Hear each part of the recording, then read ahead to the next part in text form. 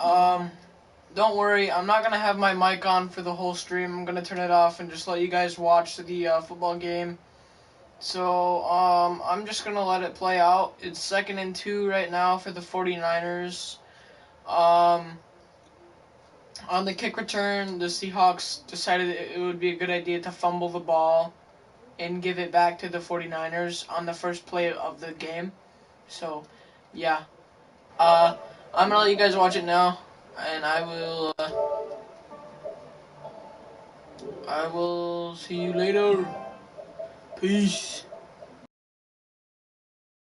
A good pickup there. 8 yards on the first down completion. 8 yards on the pickup. Brings up 2nd and 2 on the Seahawks 13-yard line.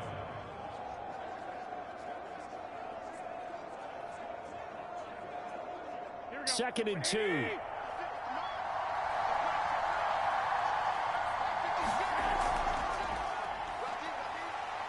And this won't be enough to pick up the first. A gain of 2, 3rd and 1. Pretty good job defensively. Thought he was going to get it, but they knew where that marker was, and they stopped him just short of it. What it does is emphasize that strategic football and situational football is not just played on the offensive side, is it? Defense understanding, as you noted, where the first down marker was and making sure they didn't get there.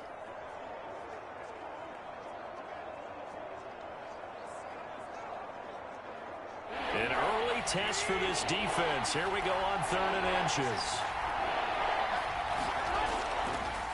And to give this time to the tailback. And he picks up the first as he's able to take it down to the 7-yard line. A stop there on 3rd. They could have held him to 3 on this opening drive. Now they have to bow their necks on 1st and goal. And if I'm looking at this from the offense's point of view, that's a big-time pickup right there. And I go right at him with another momentum play. I go quickly and attack them because right now they probably have their heads down a little bit since they didn't stop them on 3rd down.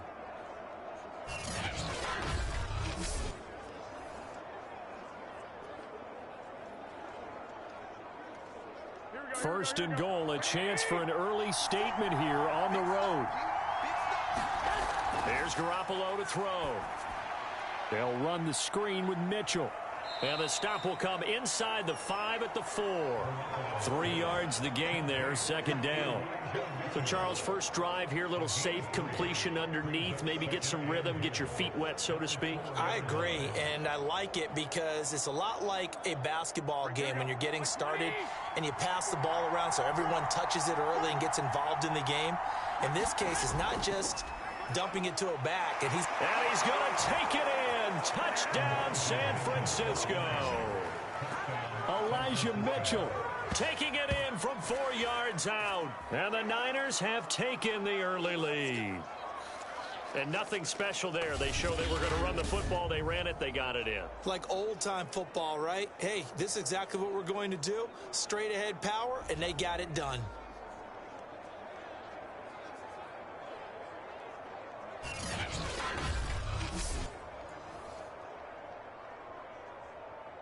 Robbie Gould on for the extra point.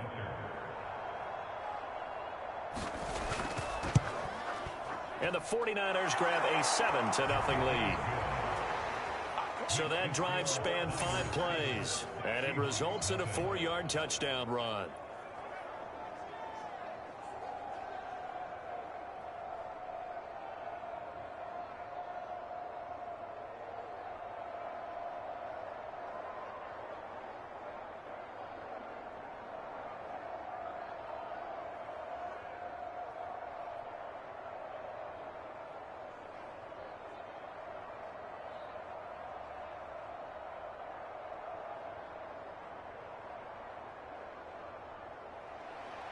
After the touchdown, it's Robbie Gould now to kick it away. Here's Reed returning. And he'll go down as this drive will start at the 25-yard line. Seattle's first go on offense forthcoming, and under center, of course, Russell Wilson. And similar to his nickname, Russell Wilson has a dangerous mix of skills, the ability to throw from the pocket and extend plays and throw on the run. Not to mention an absolute winner. Usually has his team in the playoffs competing for Super Bowl opportunities. Wilson and the Seahawks take over now, 1st and 10 at their own 25-yard line. Throwing to start the drive. Wilson. He'll find Ballore out of the backfield. And he'll be upended at the 28-yard line. Just a 3-yard gain there. Now, Charles, what's the mindset here offensively? You gave up the touchdown pretty quickly. Would it have changed if you had gotten a stop and it would be 0-0 right now, or no? I wouldn't think so. I think in most cases, just down a touchdown, you know, I mean, we're just getting started here. It should be a long way to go. You think to yourself, stick with the game plan, all the things you worked on in practice. But you have some teams that when they get down, their natural tendency is to aggressively strike back. And let's see if they want to get outside of the game plan we expect and try and be aggressive on their first series.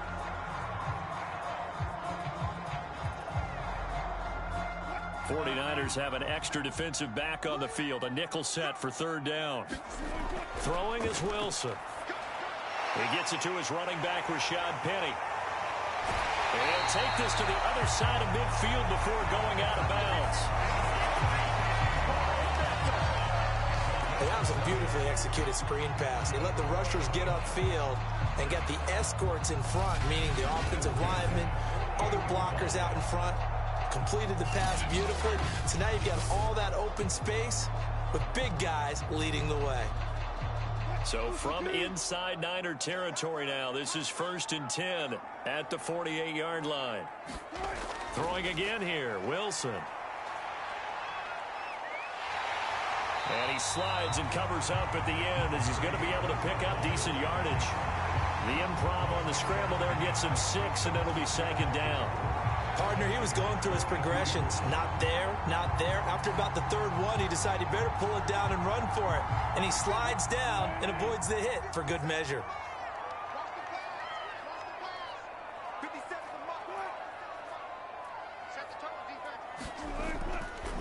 On the ground, this is Rashad Penny. And the lane closes up quickly as he'll get about 3 down to the 38. And that's some good tackling there to keep him short of that yellow line. Yeah, defensively, all I'm thinking is that on that play, get me to 3rd down. Get me into a position where I can make one more play and get my defense off the field. This is 3rd and 1. Very likely 4-down territory, even if they don't get it, though. They'll try and run for it with Penny. And he's able to get the first before he's taken down at the 36.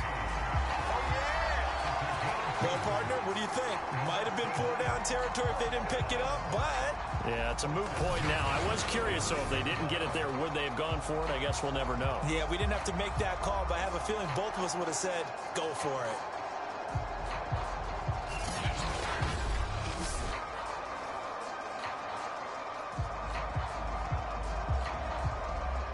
So from the 36 now, 1st and 10. Now they'll throw it with Wilson. That's to the tight end, Colby Parkinson. And inside the 20 before he's brought down. I don't think it's a surprise they're throwing the football early. We expected that. They told us they were going to come out firing, but 4 for 4 on the opening drive. They like that. They don't just like it, they love it, because now everyone gets locked in. Your confidence jumps up. Everyone's easy about what they're doing out there. And by the way, they're looking at the sidelines thinking to themselves and expressing, let's keep throwing it. We're doing pretty well.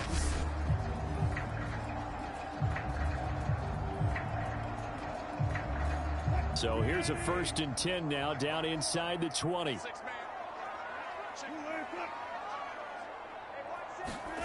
From the red zone now, they'll look to throw. This complete to Lockett. And they'll work this down to the 15 for a pickup of 4.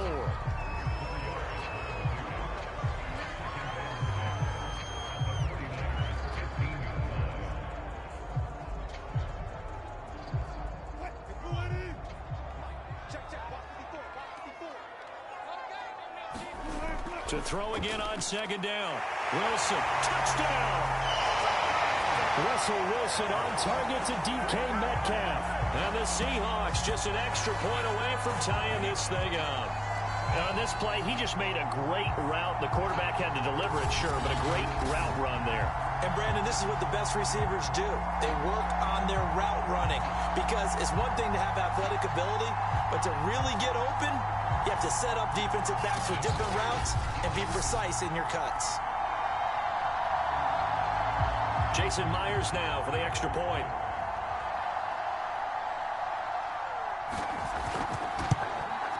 It's up and good. So these teams match touchdowns here in the first quarter, and we're tied 7-7.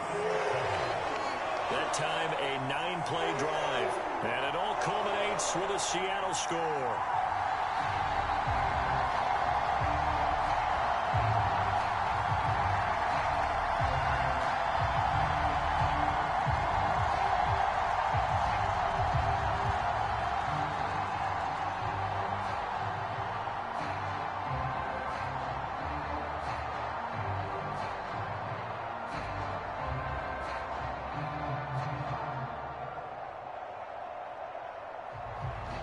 Each team's had it. Each team has scored. 7-7 here as the kick's away. Taken at the goal line. And he's up across the 25 and down at the 28.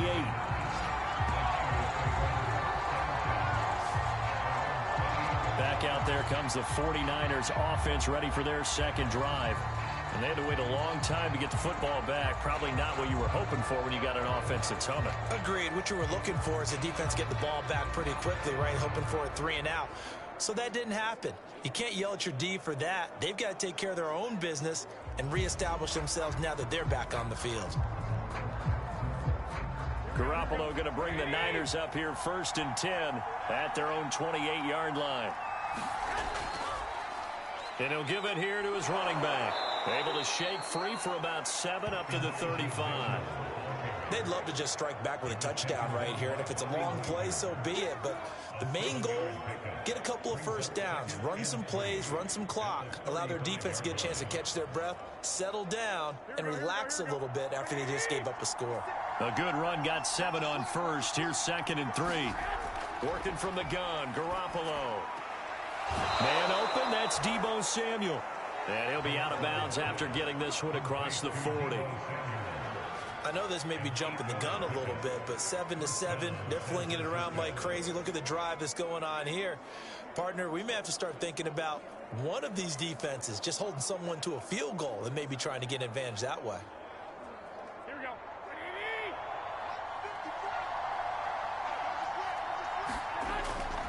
On 1st down, it's Mitchell. And he'll maneuver his way forward for about 4. 2nd and 6. Well, on every play call, you realize it's not going to go for a touchdown. So a lot of your calls are setting things up for maybe later in the game, trying to establish the inside run with toughness now, hopefully get to the perimeter later. And let's face it, you could do worse than a 4-yard run on 1st down. To throw on 2nd and 6, Garoppolo. That's going to be caught by Samuel. And he's able to take it across midfield before going out of bounds. It'll go down as a gain of 6, and they'll be faced with a 3rd and inches.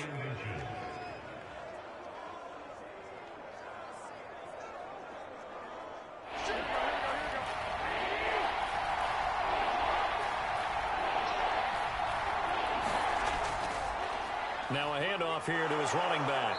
And he will have 1st down yardage as he's brought down at the 41. I know the game's changed. A lot of people would say it's evolved.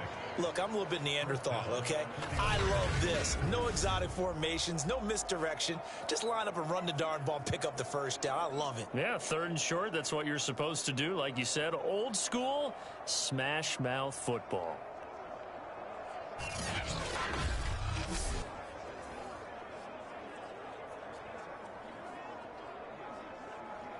Counting down toward the midway point in quarter 1. Right back to him on 1st down. And he sneaks his way forward only for a couple here. 2nd down. Certainly a nice job there by the defense rallying to the football and getting him on the ground. But I think the play gets made by the defensive front. Because if they can't get upfield, their job is to go ahead and get low, almost get into a ball sometimes, stack things up, and make it difficult for the runner to find a hole. From the 38, Garoppolo.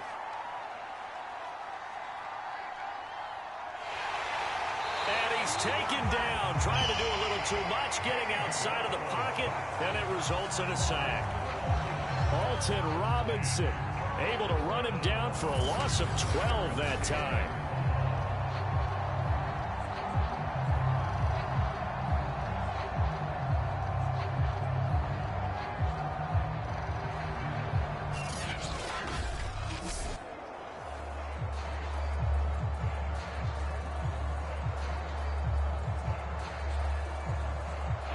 Sack. It puts Garoppolo and the 49ers in a tough spot. They face a 3rd and long. From midfield, here's Garoppolo. Under pressure, and they got to him again. L.J. Collier. He's the one to get him this time, and back-to-back sacks brings up 4th down. A 3rd and long, you knew that he was going to throw it. He just couldn't find anybody to throw it to. Yeah, and it shouldn't have been a surprise, but that was perfect execution of their nickel defense. That 5th defensive back, the extra defender, he really tightened up things downfield in coverage, and they were able to get to him in the pocket.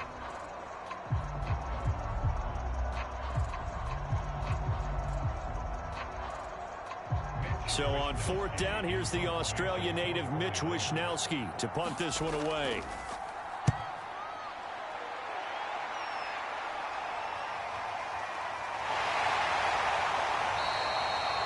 Call that a punt of 38 yards officially, and it'll be Seahawk football, 1st and 10.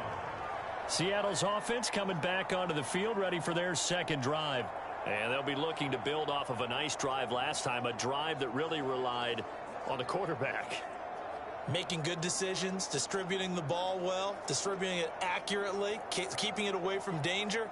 A really nicely run drive. But now the defense, what adjustments do they need to make in the passing game? Pass rush, pass rush, pass rush. Whether it's the guys up front or maybe you bring additional guys, but you've got to disrupt the timing of them throwing the football. We'll see if they can disrupt it here. Looking for Lockett, and it's intercepted. Picked off at about the 31. And into the end zone. A pick 6 for the 49er D as they score the touchdown.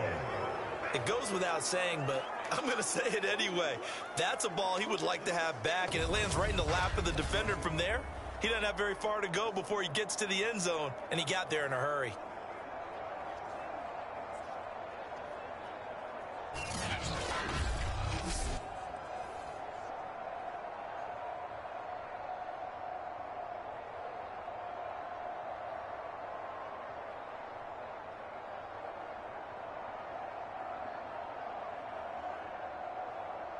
Now Gold for the extra point.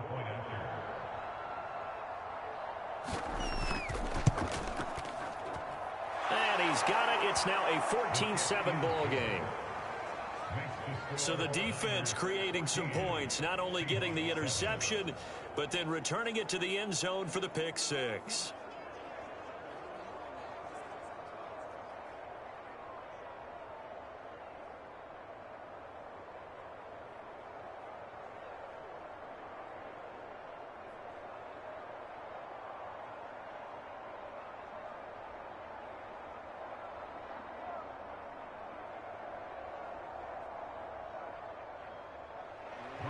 So they throw the pick 6. They'll get another shot at it now as this one's in the air. Reed going to bring it out of the end zone. And able to get this out to the 25.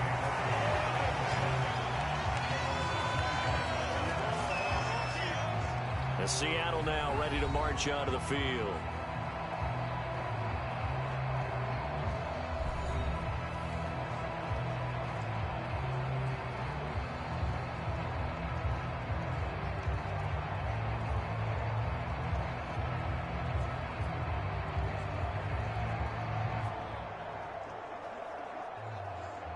Wilson and the Seahawks take over now, 1st and 10 at their 25-yard line. Back to the air, Wilson after the pick 6.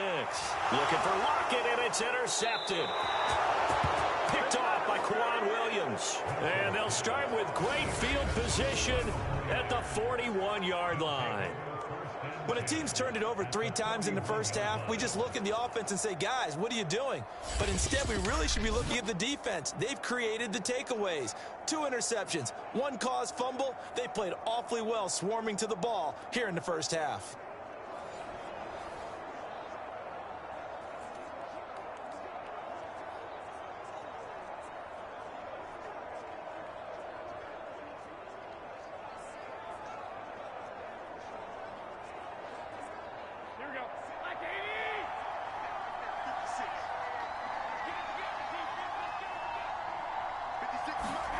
So after the INT, it's Garoppolo. Got a man. That's Ayuk. This will be stopped about 2 yards shy of the marker. 8-yard gain, 2nd and 2.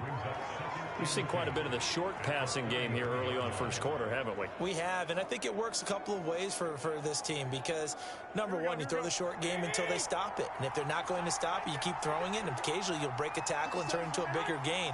Also, if they start to creep up, start to pressure receivers, now you go over the top, take it deep, and now you get some of those big shots downfield. And inside the 20 before he's brought down. 45 yards rushing now on 8 carries for him so far. Well, they're making a real first quarter statement with a run game, no doubt. For those who remember old school football, running it, establishing things, seeing backs find holes, getting through them, they've got to like what they're seeing from this unit so far. Right now, they've decided to, as you've said, establish the run game, and they've been successful doing it. Back-to-back good plays have them on the move on first down. Now a give right side. It's Mitchell, able to fight for about 4 yards there to the 13. Well, if you're a football guy, that's a pretty run because everyone is in sync right there. Obviously, the guy carrying the ball, but how about the people up front? Leverage, athleticism, they created some nice space for him. Coming up on a 2nd and 6. On play action, it's Garoppolo. Looking sideline, incomplete. So the pass goes out of bounds, but he was not outside of the tackle box when he threw that. He's got to be careful. You and I both know if it's even close, they're going to give it to the quarterback. They don't want to throw that flag unnecessarily. So if you're just in the area, you're going to be okay. So after the 2nd down incompletion, they'll come up now against a 3rd and 6. From the gun, it's Garoppolo. And this time he's got the hook up. It's complete. And the Niners are going to have 1st and goal as they try to finish off this drive with 6 points. Beautiful throw right there on 3rd down, and it looked like this was going to be 6 points, but a nice touchdown-saving tackle at the end of this. Even still, this offense is knocking on the door now with a 1st and goal at the 1.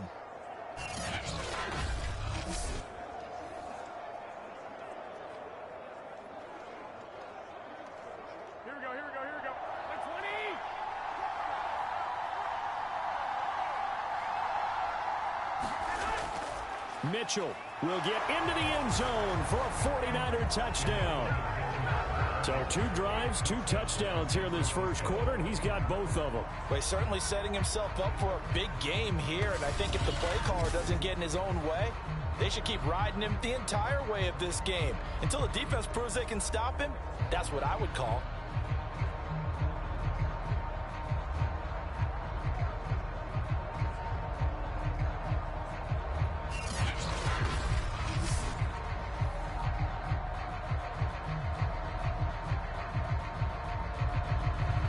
Gold to add the extra point.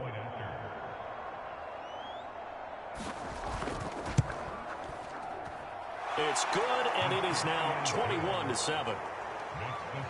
A drive that time of 6 plays, and it's polished off by a touchdown for San Francisco.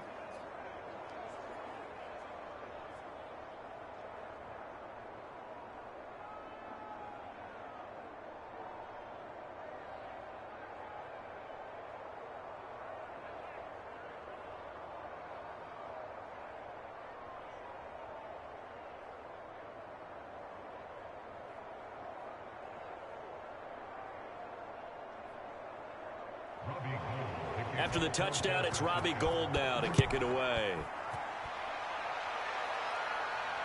This taken in at the goal line. And he'll be tackled just shy of the 25.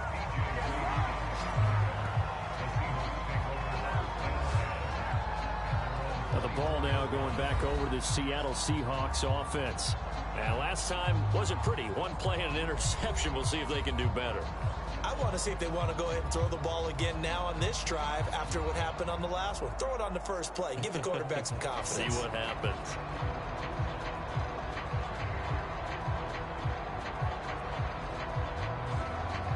Wilson and the Seahawks take over now, 1st and 10 at their own 24. They'll start on the ground. It's Rashad Penny. Now the result here, a pickup of 8. Leaves him with 2 to go on 2nd down. Now you often say that sort of opens the playbook now, 2nd and short. What do you think, early shot here? I like where you're going. Obviously, we've been together for a while because you know me. I want to take that shot early and loosen things up. 8 yards the gain on that last run. Here's 2nd and a couple. That's a jet sweep. Wilson with a little pop pass. They'll get 3 as the drive continues. It's a 1st down. And this is just a little touch pass. They send the receiver in motion, just kind of tap it forward to him. Now, it doesn't turn into a huge play, but they do pick up a 1st down. A nice, consistent gain. Ball up to the 35 now as they come up on 1st and 10.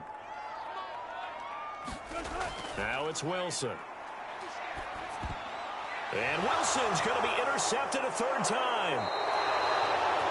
Picked off at the 45. And they'll start with great field position at the 41-yard line. So more problems here in this first quarter. Already 2 scores down, and here they give away the football. And if I'm the head coach, I think it's time to start lighting a fire under some of these guys. Now, you have to do it within your personality. They can't perceive it as fake. But I'd go get after some guys because they don't look ready to play to me. They look flat, uninspired. It's time to get moving.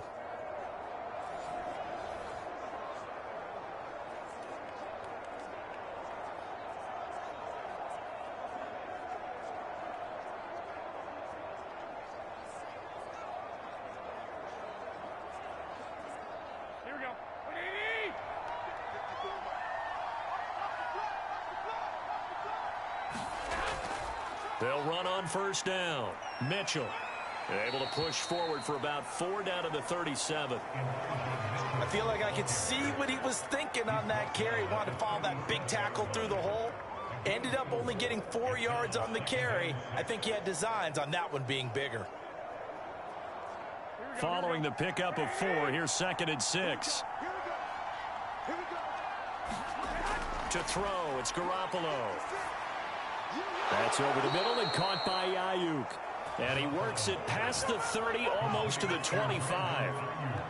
And that's a more than acceptable read right there because it's zone coverage, so timing is everything. This time he waits for his man to come open, puts it right on him, and they pick up a 1st down.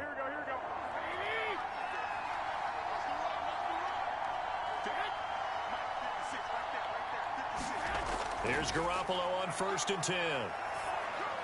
He'll get this to Jennings over the middle. And inside the 20 before he's brought down. But one of the ways the quarterbacks keep all the receivers alive in a play, never lock in on any one guy. Make sure you keep your eyes moving, scan the field. And here he finds the open guy for a nice pickup. So the ball down to the 16 here for 1st and 10. Garoppolo now. Looking middle, and it's incomplete. I'm going to need some help with this one. How did he miss it? Wide open in the end zone. He's not hurried. He's not hit. And somehow, incomplete? Yeah. What happened? During film study, that's one where he's just going to shake his head, not be able to believe it. 6 points go by the wayside on that one. On 2nd down now. It's Mitchell. Looking for a crease, can't find one. Stopped at the line of scrimmage. Officially nothing on that one, no gain, so they're left with still 10 to go on 3rd down. Absolutely love the effort there. The ability to flow from his inside spot and stop that one at the line of scrimmage. Nice linebacker play.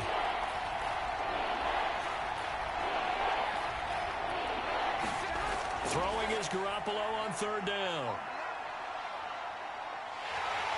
Nowhere to turn this time, and he goes down. Sacked back at the 29. The defense rising to the challenge and setting him back on the sack. Goes up to how teams are so competitively matched, and you just want to make those plays that give you an advantage. How about right here? The difference between letting them score a touchdown versus holding them to a field goal, that's absolutely huge with the play he just made. And you know he hated taking the loss there on third down.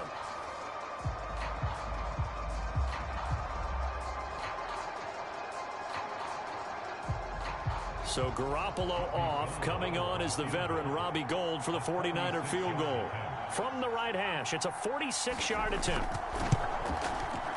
And Gould is able to put it through. And they will open things up a bit more. It's 24-7.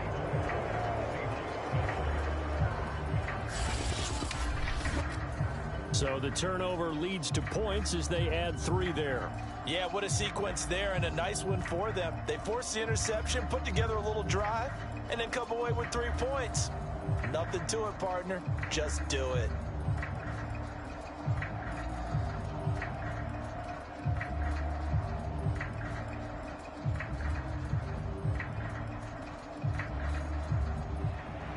Now it's Gould after splitting the uprights to kick this one away. Here's Reed. And he'll take it up past the 25 to the 26-yard line.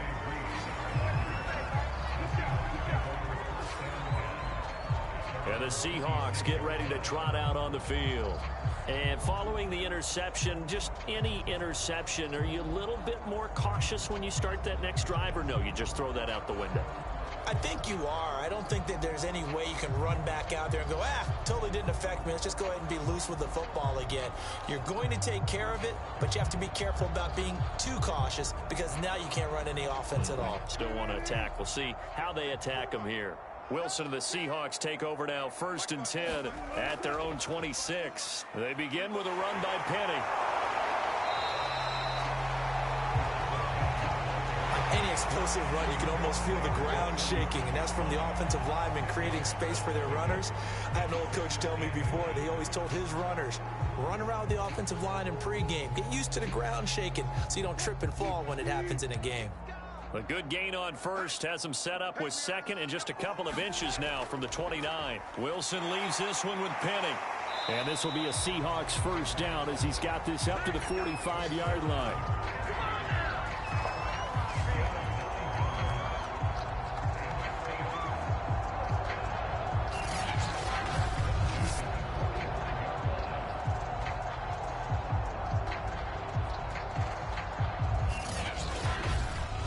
An entertaining start to this one. More to come on EA Sports.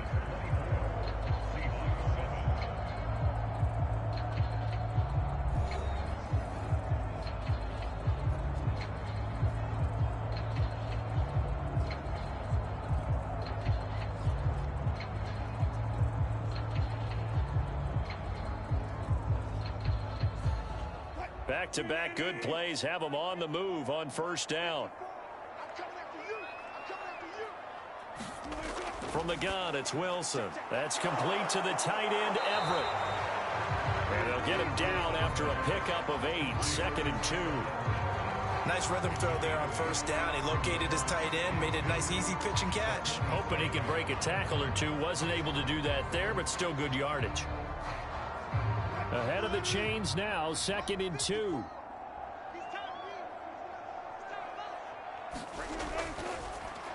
And this a quick slant to Lockett.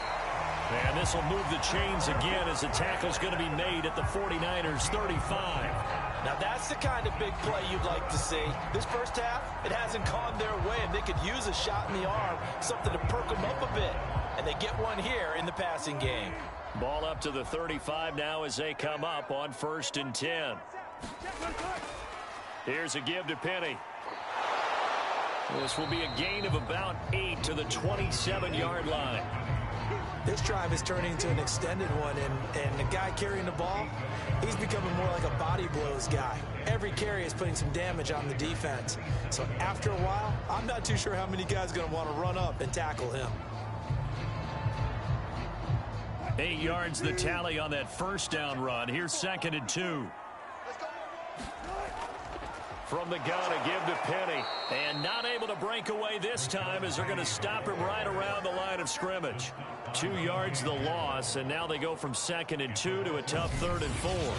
That was well played there defensively. 2 tight ends in the formation, which essentially gave them 7 blockers up front. Hard to imagine with all that size and beef that they could let a tackler through, but that's exactly what happened. A loss resulted.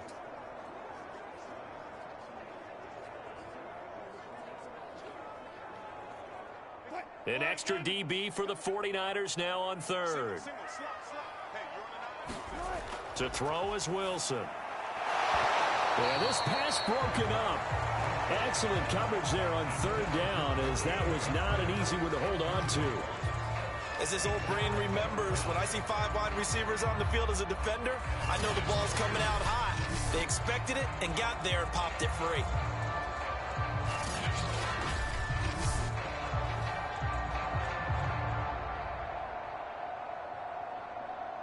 So 4th down, Wilson goes to the sidelines, and on comes Jason Myers for the field goal try. This one from 46 yards out. Myers' kick is good. And that will close the gap down to 14.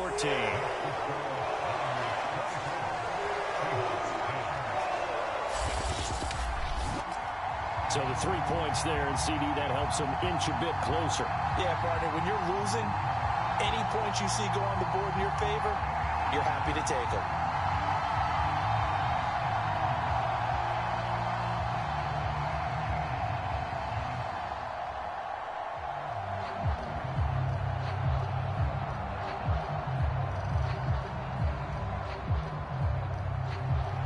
Myers now converted on the field goal try. Now he's on to kick it away. And here comes a return from just beyond the goal line. And ultimately cannot get this out to the 25-yard line as he's dropped at the 23. Getting set to go again as we look at the back, heading onto the field again. And he's found the end zone twice, and now I'm guessing he's thinking, hey, let's find it 3 times. And you got to figure from the defensive perspective, how has he gotten there twice? What are we going to do to keep him out for a 3rd time? How do we tighten things down? Because he and his offensive mates, they are really in sync right now. The 49er offense set to get this drive underway. And they split the uprights last time for 3. They've got the lead. They're not going to play this conservative. They're not hoping for another field goal. They're hoping for a touchdown. I'm with you on that one. I like where your head is. I like the way you're thinking because you're exactly right. Trying to sit on a lead and play that way, that doesn't work too well for most teams. Run your offense. Run what you do best. Exactly. Put it all the way down and try and increase your lead in a big way. And the best way to do it, touchdowns. So after the incompletion on 1st, now 2nd and 10. Now a give right side. Mitchell. Oh, look at the juke. And he gets this one just shy of the 40, down at the 39. 69 yards for him on the ground so far tonight as he has been terrific in this first half. I'm not sure how much more evidence they need, partner, than to understand that if they don't start to slow him down, it's going to be a long afternoon here at the stadium because he is just shredding them at this point. And let's face it, coming into the game, they knew he would be the focal point of their attack. This is going to take an 11-man unit on the defensive side to start making plays. On 1st down, Garoppolo. This one into the hands of Kittle, the tight end. No gain there on the completion, 2nd and 10. Well, that was a simple throw and catch, but even with that completion, 0 yards gained, so they're behind schedule on down and distance. I think they were hoping to get it to him. He could make a man or 2 miss, but that window closed quickly. On 2nd down, it's Mitchell looking for a cutback lane, but nothing there as he's met at the line of scrimmage. No gain on the play there, so that doesn't help. Now they're looking up at a 3rd and 9 situation.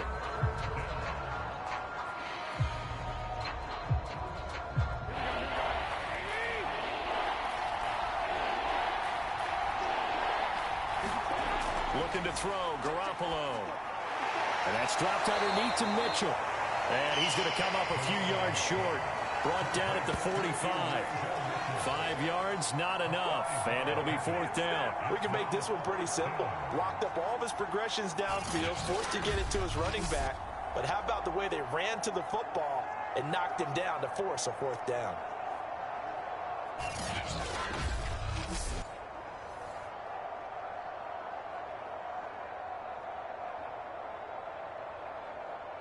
Here comes the 49ers punter now, as he'll kick it away for the 2nd time.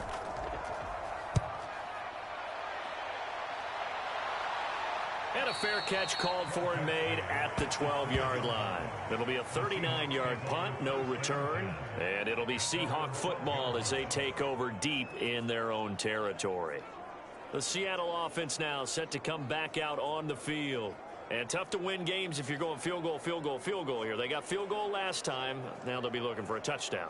They're looking for the big chunk now because, as you noted, the field goal, field goal, field goal way of doing it makes it that much harder and puts more pressure on every possession for you now. Go ahead and get 6 and feel a lot more comfortable about the position they're in. Bigger chunks. We'll see if they can get the score. Wilson and the Seahawks take over now, 1st and 10 at their own 12-yard line. Throwing to start the drive. Wilson, and he'll protect himself at the end here as he winds up getting pretty decent yardage. He'll get 5 out of the scramble. It's 2nd down. Now, how about that play? He took a possible negative and turned it into positive yardage and slid down to avoid taking a big shot. Excellent job getting down and avoiding the big hit. Throwing again on 2nd down. Wilson toward the center of the field, but it's incomplete. Some of the fans here don't seem too happy about what we've seen in this first half. No, not at all, and I understand why. They've looked lethargic, out of sync, and it shows on the scoreboard. The Seahawks on 3rd down. They've been okay, 2 for 3 thus far. This will be 3rd and 5.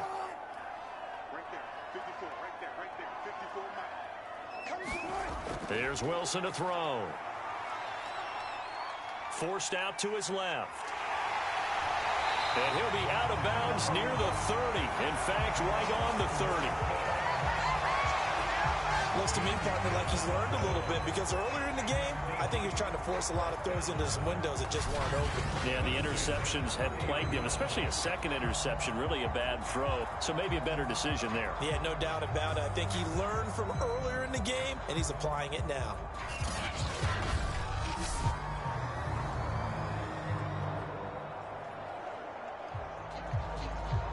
So 1st and 10 now from the 30.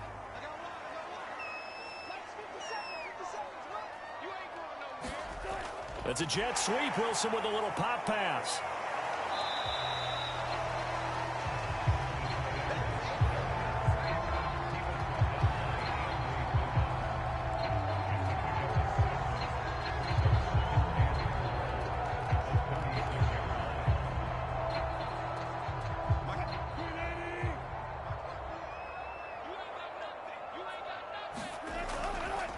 On 2nd down, a run with Dallas. And the hole closes quickly there. He gets maybe a couple up to the 38.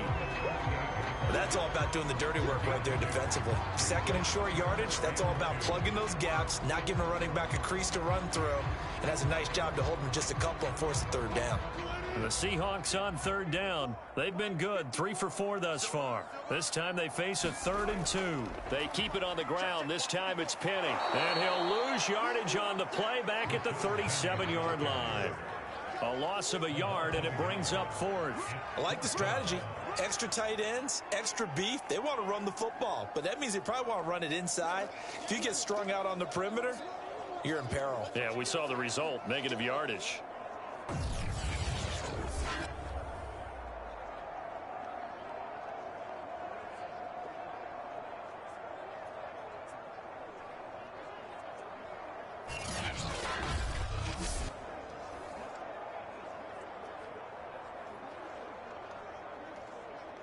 On 4th down, ready to punt, Michael Dixon.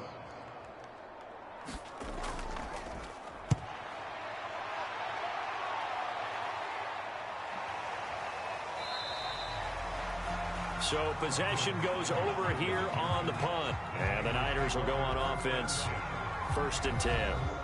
A look at the running back, the man out of the backfield as he gears up to go again. It may just be the second quarter, but he's in his zone, well on his way to eclipsing that 100-yard mark. And when a back has a game, as we're witnessing right now, his name's going to be in the books, but it's really a collective deal, isn't it? Because that means he's getting plenty of blocking, a lot of help from his teammates, but he's making the most of it. Yeah, he's made the most of it to this point. Garoppolo going to bring the Niners up here 1st and 10 at their own 16. They'll come out throwing here to start the drive. Looking right sideline, but it's incomplete. And I can see the officials kind of looking at each other down there, silently wondering, does this meet the level of grounding? Fortunately, he did have a receiver in the area, but I have seen less obvious throwaways called as penalties. Here's 2nd and 10. Throwing now is Garoppolo. Over the middle, complete. That's Jennings. And he almost gets this to the 30, taken down about a yard shy. Good strong throw and catch right there. And so far in this game, the alleys have been open for them to get completions, and they're taking advantage of it.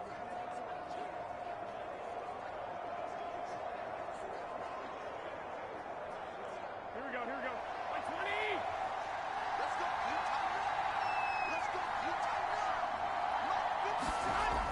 go. On 1st down, it's Mitchell. And he'll work this forward for about 3 at 2nd down. Look, all any running back wants is a little bit of room, a little bit of space in order to maneuver. But he also understands how difficult it is for his offensive line up front. So if they give him any space, he realizes his job to make more out of it than what they give him. Picks up 3 on that carry. 56. Mike, 56 right there. On 2nd and 7, Garoppolo. That's to Mitchell out of the backfield. And he'll get it out near the 40 to the 39. They get 7 there on the screen. It'll set up a 3rd down. And that doesn't have to gain big yardage to be an impactful play, because if you can get those pass rushers second-guessing themselves that they might get hit with a screen, maybe you can wind up slowing them down just a step. And if you do that, that's a win for that play. The offense on 3rd down tonight, they've hit it 50%, 3 of 6 to this point. They're looking at 3rd and a few inches. And he will have 1st down yardage as he's brought down at the 41. Someone's been having a good game so far, and you know something? A lot of it's been power running. They decided to turn him loose again on 3rd down, didn't they? They did indeed. He delivered the tough yards.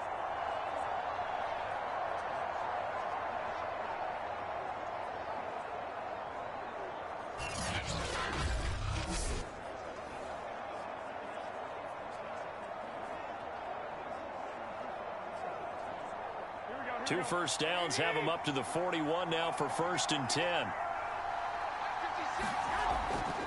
And they'll run on the inside handoff. And he'll manage to pick up about 4 at 2nd down. Well, at the end of all that hitting and hollering, it was a 4-yard run, so the offense is going to go back there and feel pretty good about themselves. Defensively, you have to feel okay because you didn't let it turn into a bigger run, but the goal, shut it down for 2 yards or less. That's when you start to feel good about yourselves.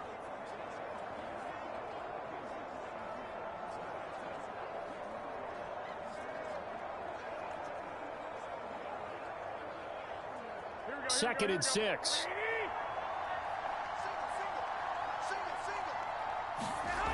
Garoppolo looks to throw. Complete to the tight end, Kittle, over the middle of the field.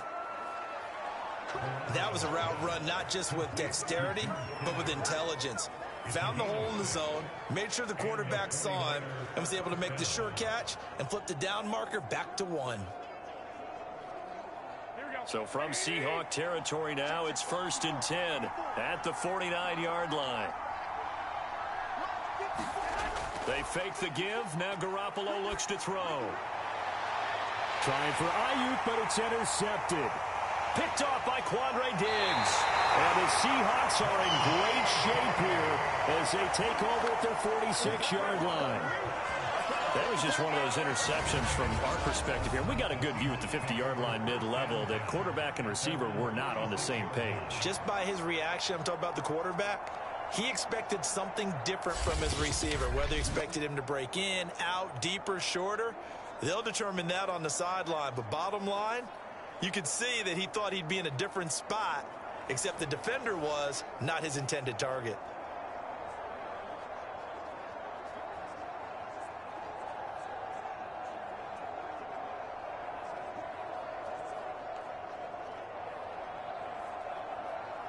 Wilson and the Seahawks take over now, 1st and 10 at their own 46.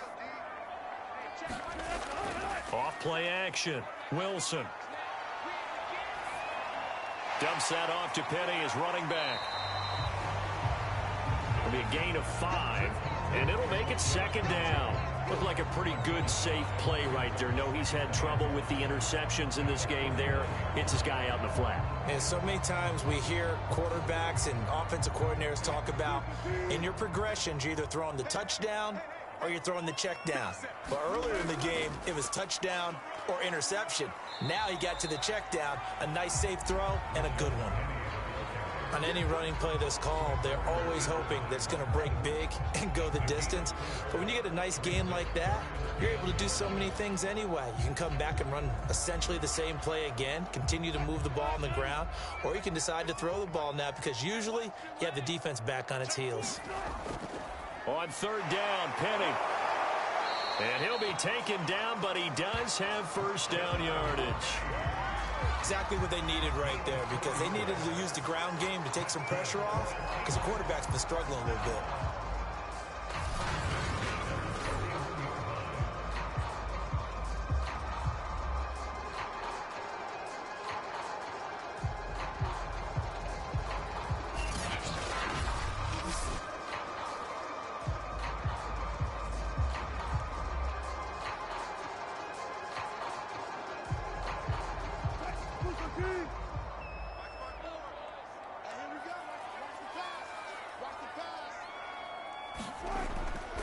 Here's the first carry for Alex Collins. And he can only manage to get a couple. 2nd and 8 coming up. Well, any lane that might have been open there was closed pretty quickly, and that was because the defensive front, they won that battle at the point of attack at the line of scrimmage. They used great leverage, held their spot, and stacked him up.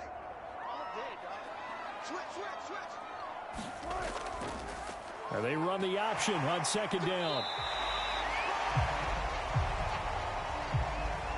4 yards there on the keeper, but still going to bring up a 3rd down.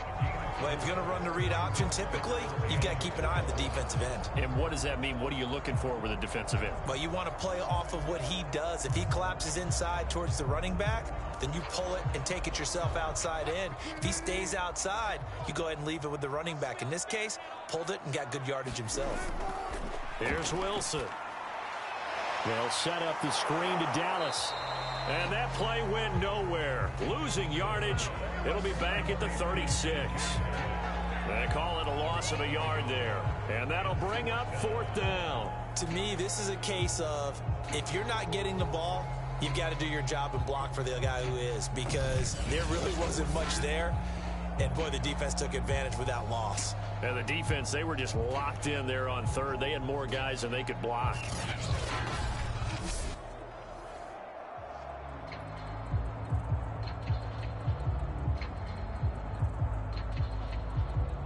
So Wilson heads to the sideline, and on comes Jason Myers for the Seahawk field goal. From the right hash, this from 53. And did he have enough? He did. He kept it on line and managed to tuck it into the bottom right corner. And that will get the disadvantage now back down to 11. No problems in the field goal department so far. He's 2 for 2. Pretty reliable here in this game, isn't he? And to me, that bodes well for them. If they need him late in the game, his confidence should be sky high.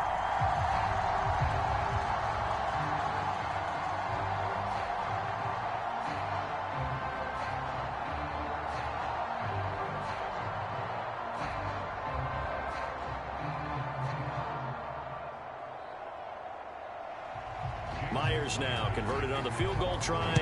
Now he's on to kick it away.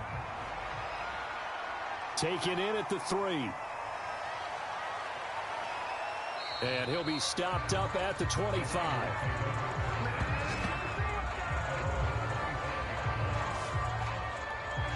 Set to take over again here on offense, Jimmy G and the 49ers. And he comes out on the heels of an interception he threw last time they had the ball. Yeah, and you know, the quarterbacks that I know that are the best ones, the ones that really know how to lead their team, they tell them, that's on me. That's my bad. But let's go back out there and move ahead again, guys. We can get this done. One good thing for him, it did only lead to 3 points and not a touchdown after that turnover. Big thanks to the defense. Garoppolo going to bring the Niners up here 1st and 10 at their own 25-yard line. And he'll take this ahead for about 4. 2nd down coming up. Well, you don't turn your nose up at a gain of 4, do you? They'll take that on 1st down. Playbook's got to be pretty well open on 2nd and 6.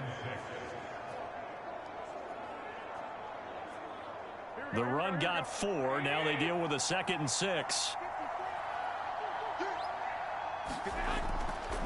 Hands it off out of the gun. Give him 4 on the carry, and it'll make this a 3rd and about 2. Back-to-back 4-yard runs. Now, look, if they just do that all the way downfield, ball ends up in the end zone, but that's a little difficult to do. Yeah, I think now 3rd and 2, that defense ready to stiffen up and stop that run. The Niners on 3rd down. They've hit 4 of 7. Here it's 3rd and 2. And they'll try the ground game here with the running back. And brought down, but not before he was able to break the tackle, and the extra effort moves the sticks. Well, partner, none of these runs individually have added up to a whole lot. Now 3 plays, all 3 short runs, but together a 1st down. Yeah, it's amazing how the narrative changes when you string them together.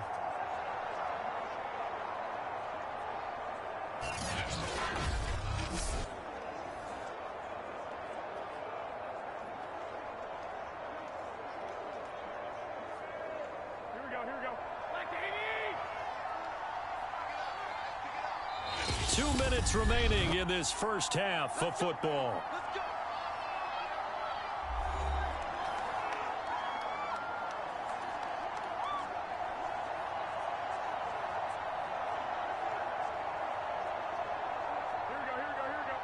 A reminder that when halftime rolls around, Jonathan Coachman will have all the highlights and analysis of this first half of play from our studios in Orlando.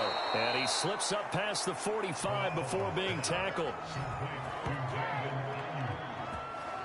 Well, that certainly has to feel good. It's not all the time that the play caller should get all the credit. Sometimes I think in the huddle, the quarterback just says, hey, who's going to make a play for me? I just need something right here. And the end result there, nice 1st down. Drive keeps moving. 2 first downs have him up near midfield now on 1st and 10. A shotgun snap for Garoppolo. To the right side, it's caught by Mitchell. And he's down right around midfield after a gain of 2, maybe 3. And we see another pitch and catch there to the running back. This position just continues to evolve. They become just as critical to the passing attack as a lot of receivers, tight ends, because their ability to make people miss in the open field can really generate big plays for an offense. From the midfield stripe, they'll look to throw. Completes it to Jennings. And they'll work this down to the 40-yard line, tackled there. And the 49ers now going to use the first of their timeouts as they'll stop it with exactly a minute to go before halftime.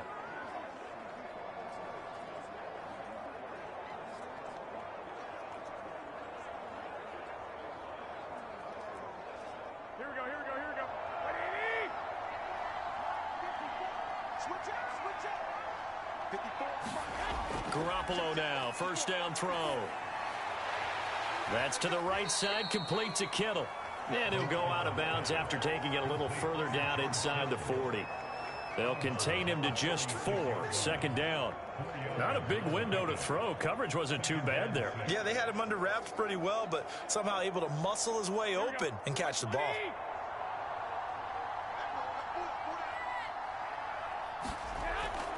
On 2nd down now, it's Mitchell. And this time not quite to the 30. It'll be down at the 31-yard line. Now San Francisco going to call their 2nd timeout as the clock shows 50 seconds to play here in half number 1.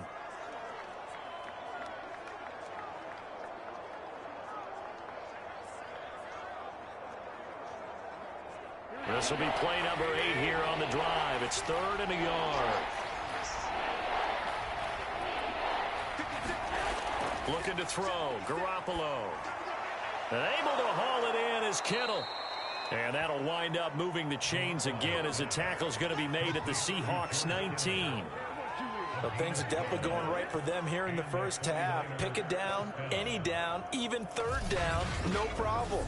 They get a connection there and pick up a fresh set of downs, continuing to move the ball.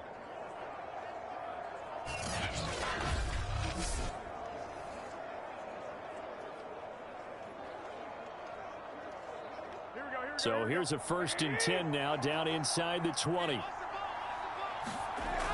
Inside the red zone, it's Garoppolo. And he fires one that's intercepted. Picked off at the 12. There he goes, right side. And he will take this one home. It's a touchdown. Well, dare I say it, it's kind of quid pro quo. Both defenses now with an interception return for a touchdown. Your vocabulary, sir. Well done.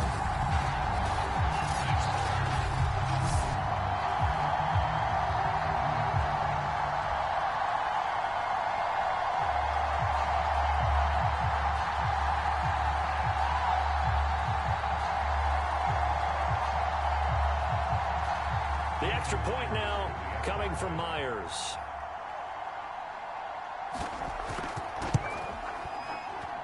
And the lead is down to 4. A heck of a play there defensively, getting the interception, navigating his way into the end zone for the touchdown.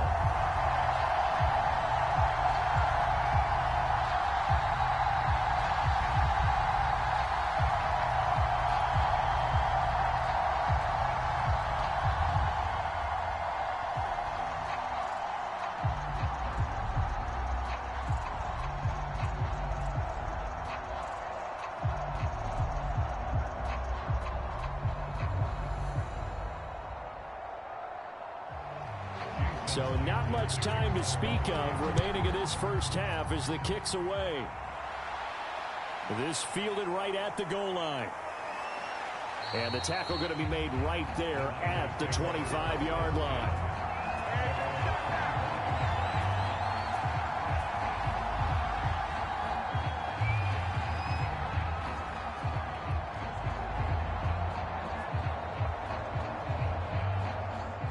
The 49er offense set to get this drive underway. And with 8 seconds on the clock, really not a lot of time to try to put anything together. And he'll be pulled down, and now a late flag will come with it. And that's in the area of a face mask, I think. Defense. So this defense, maybe a frustration penalty there with the success that he's had running the football in this first half. Not an excuse to do that, but yes, they're looking to slow him down any way possible. That one's just not legal.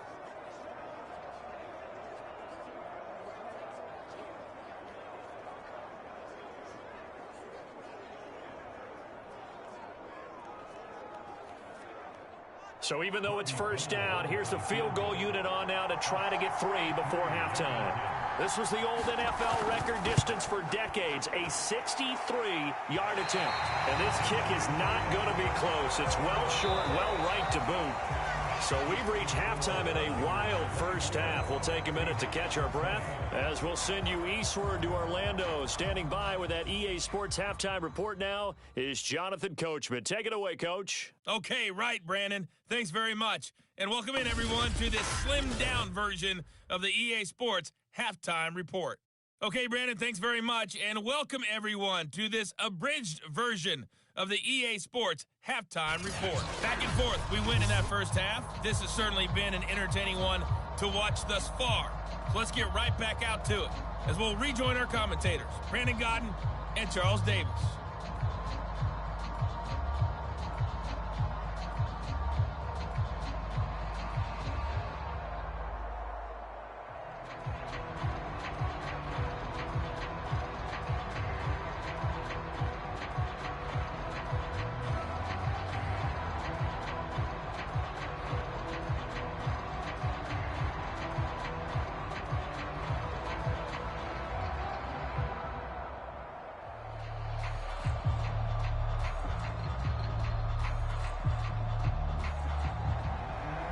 It's the 49ers out in front, and they will get the football first as well as we are back and started in the second half. Taken at the goal line. And ultimately cannot get this out to the 25-yard line as he's dropped at the 23. Jimmy Garoppolo and his offense heading back on the field.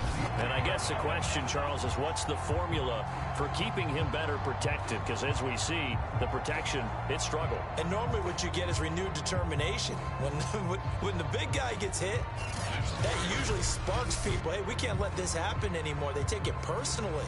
He's not supposed to be on the ground, but that hasn't been the case so far in this game. So maybe they've got to figure out how do they get rid of the ball faster to help out the offensive line so he doesn't get hit as much. And we'll see if they can keep him off the ground now going forward. The 49er offense set to get this drive underway. They'll run on first down. Mitchell. And he'll take it forward for about 5 up to the 28-yard line. Brandon, 5 yards on that run.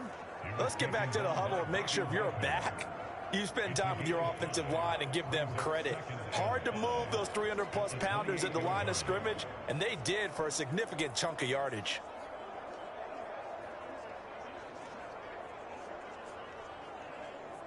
Working with 2nd and 5 now.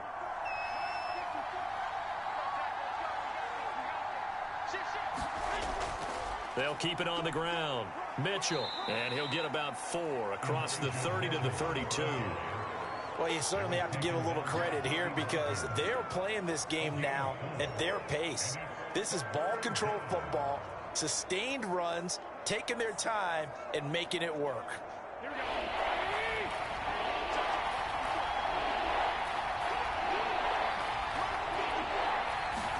Garoppolo to throw on 3rd and 1. And that is incomplete. How about some applause for the defense there? They forced him to throw that one into coverage, and just like that, they're staring at a 4th down. Well done.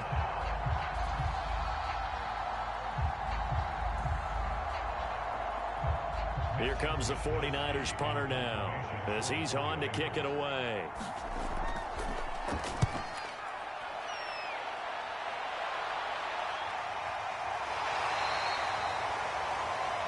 A 40-yard punt, no return, and out will come the offense as they take over. Here comes the Seahawks offensive unit. They'll have it first to begin the 3rd. And fortunate to get points on the board last time. They had to hit a really long field goal to do so. The kickers in today's game are so good and so skilled and hit from distances that we almost start to take them for granted. And we can't do that. That's a long field goal that they got 3 points out of. They've got to feel good about that, and they better make sure they love him up because he's helped them out. Yeah, now we'll see if that offense can put 6 on the board here. We'll see. Penny, a 1st down carry. And the reinforcements come in as they're going to stop him behind the line. Officially, it's a 1-yard loss. That's going to bring up 2nd and 11. Part of the thinking when you bring in extra tight ends, you're hoping that each of your guys gets those one-on-one blocks and creates a crease for your runner. You know what the converse is, though? You've got to win those one-on-one blocks. And when you don't, that's the result you end up with.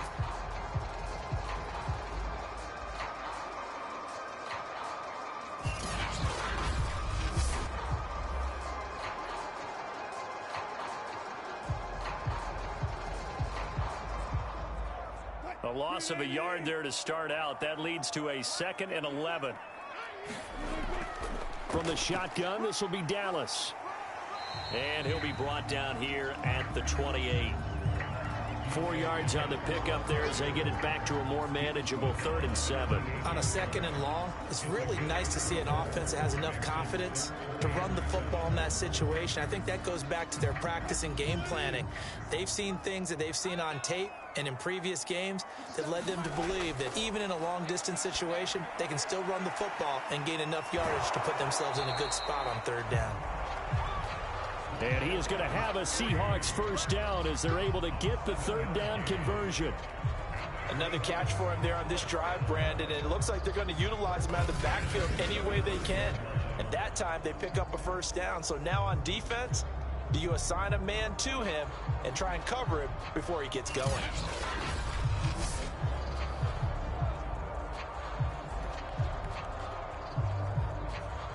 Ball up up to the 35 now as they come up on 1st and 10.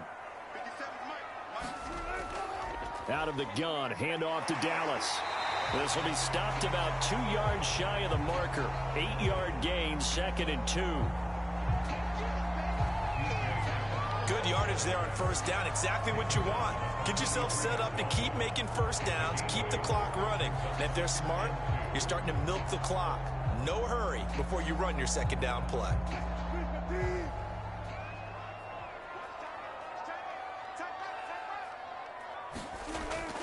On 2nd down, here's Penny. And he'll be brought down at the 48-yard line. 52 yards rushing on 12 carries for him now. 2nd and 2 is prime time for a little bit of a gamble, isn't it? Open up the playbook, go play action, toss that bad boy deep. But in this situation, go ahead and give it to your back. Let him pick up a 1st down. Keep the sticks moving.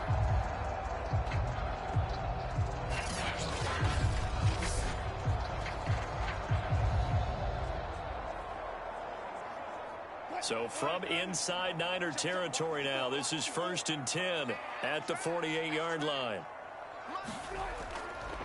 They'll go option to the short side. Oh, an absolutely filthy juke. He's got some space now. And he's going to be taken down with a marker on the field. So let's see about the call. So a decent gain, but all for naught on the penalty. It's too bad, isn't it? They were feeling pretty good about it. The only people celebrating, the guys who just gave up that play.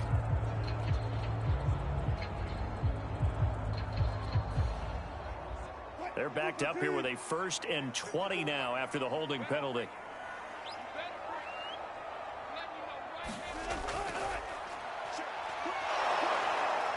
And he'll be taken down just shy of midfield. He'll pick up 7 there on the 1st down keeper. That's a strong pickup right there on 1st down. And as this drive goes on, we're seeing an offensive line and running game imposing its will.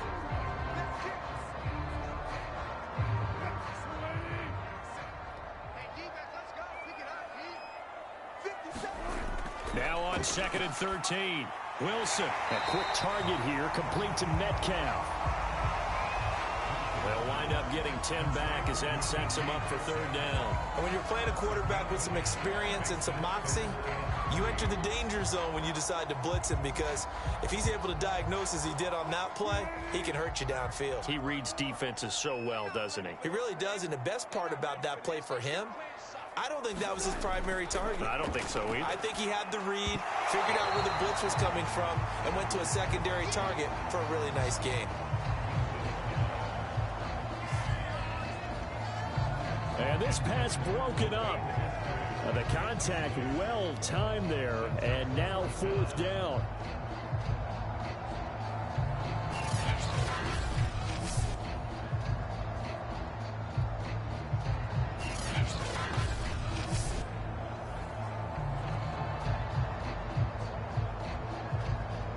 So on is Jason Myers. He's hit from as long as 58 in his career. This will be spotted just shy of midfield, a 59-yard attempt.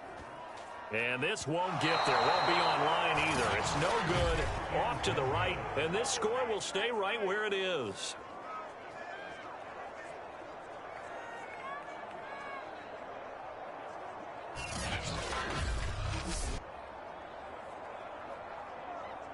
San Francisco's offense returns to the field. And a tight game after punting last time. See if they can get something going on this drive.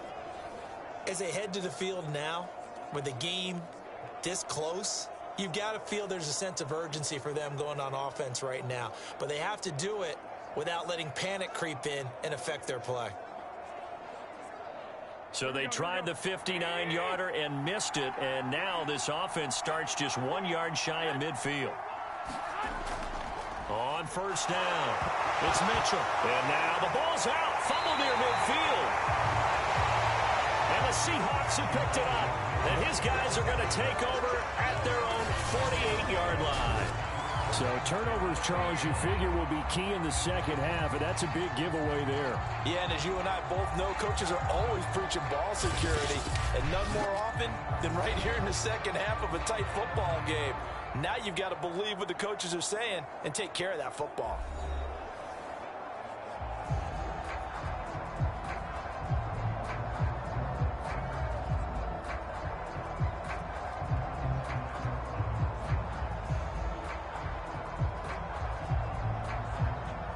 And now before the ball changes hands, they're going to take a look at this just to make sure that they have it right. Now the question, was the knee in fact down before this ball comes loose? And is the video convincing enough to overturn it? A lot of factors here. Remember, you also need clear possession of football afterwards. This is a tough one to overturn.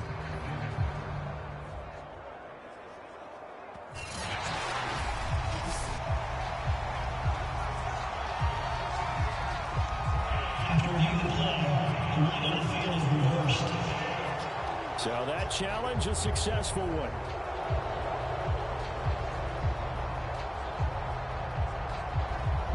The fumble on first down. Now here's second down.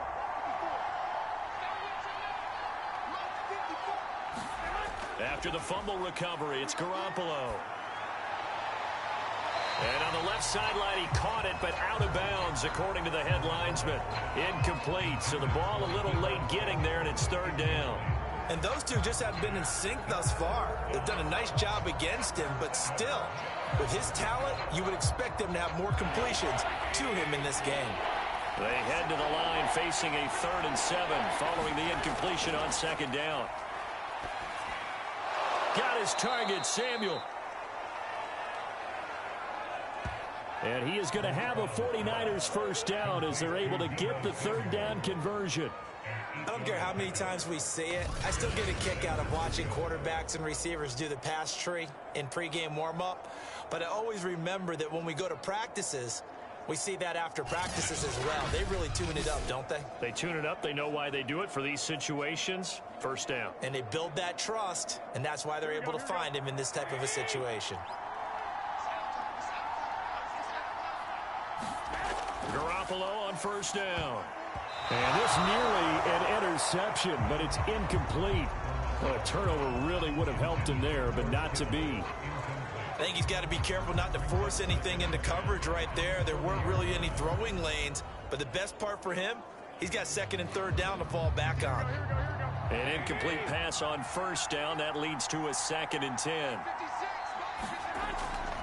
From the gun, he'll hand this off. And he'll get inside the 40 to maybe the 38-yard line. He'll get only 3 there, so it leaves him with a 3rd and 7 ahead. You know that old expression, it's not my night? It hasn't been his so far. I don't know if the legs are a little bit heavy. Sometimes having to hang out all day and play doesn't exactly play to your advantage, but it's been a tough go for him. And every time he looks up, somebody's there defensively. That was the same case on that play. Pressure comes. He's taken down by the Seahawks defense. It's a loss of 10 on the sack, and it leads to 4th.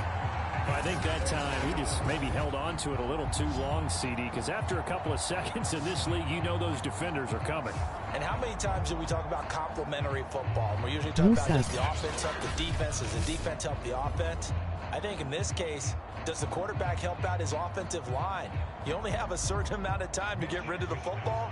They can only do so much. On this play, he took them to the limits. So they're forced to punt on 4th as this one's away.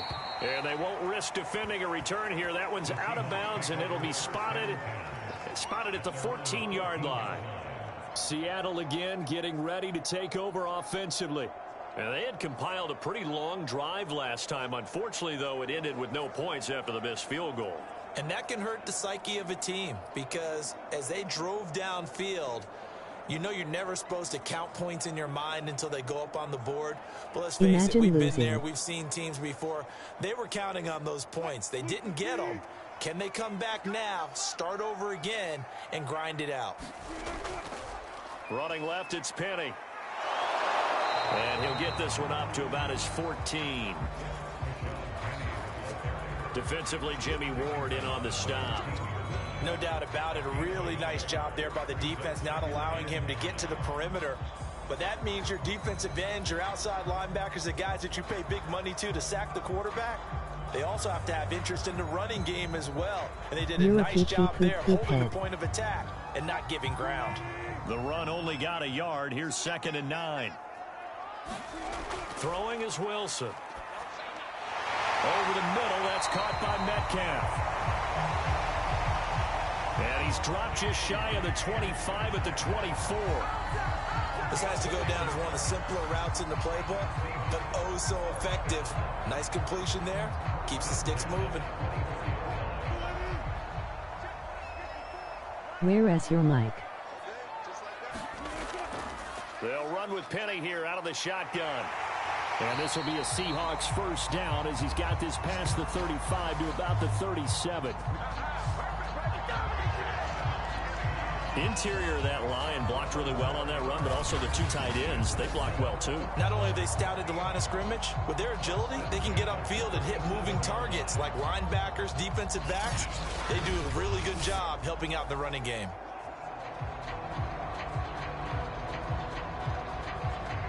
Line of scrimmage, the 37 on 1st and 10. Okay, I am going to watch Naruto. Bye. From the shotgun, Wilson. Eluding the pressure right. And he works his way past the line of scrimmage and then slides to a hole. He'll get 3 yards on the scramble there at 2nd down.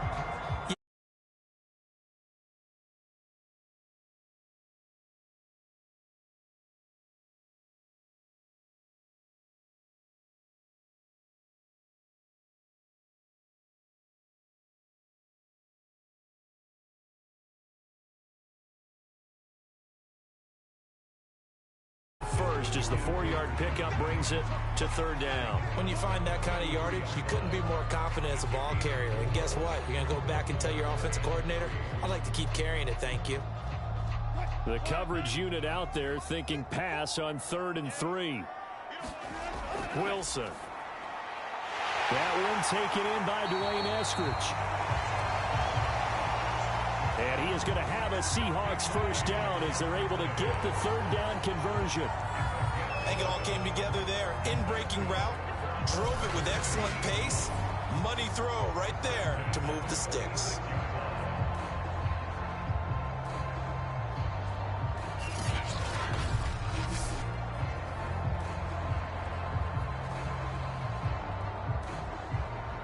So from inside Niner territory now, this is 1st and 10 at the 46. Now Rashad Penny.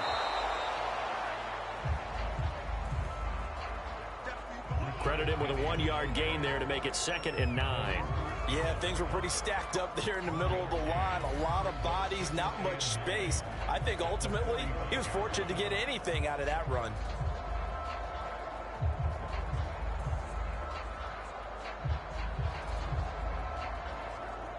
Here's 2nd and 9, just a yard on that last run.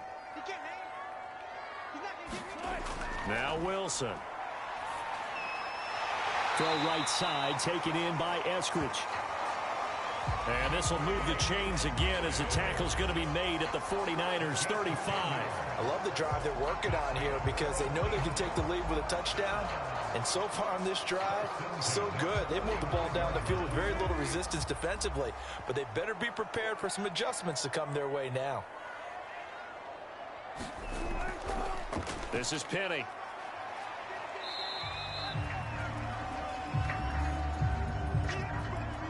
Five yards on the carry. Good pickup on 1st down. That's a really nice, tough run inside, and they gained 5 yards on it. And to be frank about it, most offenses don't expect to get 5 yards on a play call like that. So when they do, they go back to their huddle with a little pep in their steps. They're starting to think that they're starting to dominate the line of scrimmage. 2nd down and 5. Now Wilson. Working the middle here. That's complete to Everett, the tight end. And the tight end is certainly a position built to move the chains because they can control space underneath. If they've got good hands, then, of course, they're a dynamic target. But one other thing is they're right in the sight lines of a quarterback on just about every play. And that makes it easier for the quarterback to pick him out and deliver. On 1st and 10, it's Wilson. They'll find Everett there, complete. 7 yards, the pickup there. That's a staple of this offense. Drag route to the tight end. Yeah, he's unable to use his size to break off much more yardage after the catch, but still an effective gain nonetheless.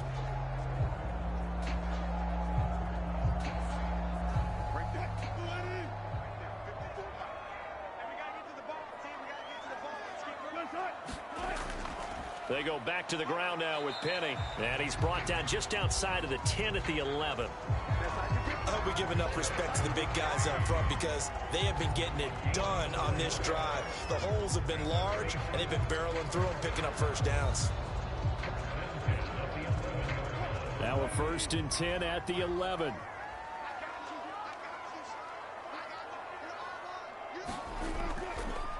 Wilson now on a handoff to Collins. And the result here, a pickup of 8. Leaves him with 2 to go on 2nd down. Some good strong running right there. Some power and some explosiveness just about got him into the end zone.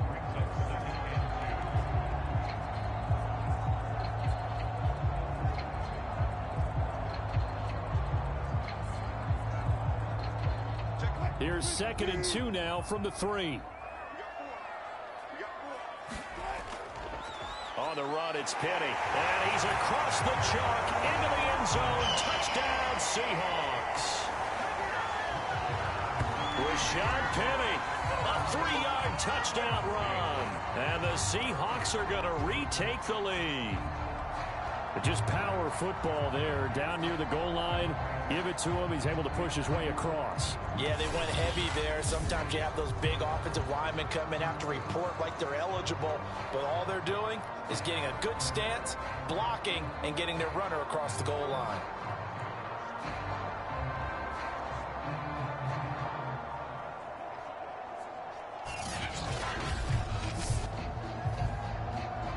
Now Myers for the extra point.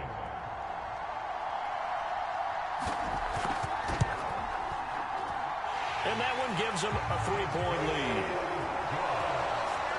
That one was an extended drive, 14 plays all told. And it's finished off by a Rashad Penny touchdown run.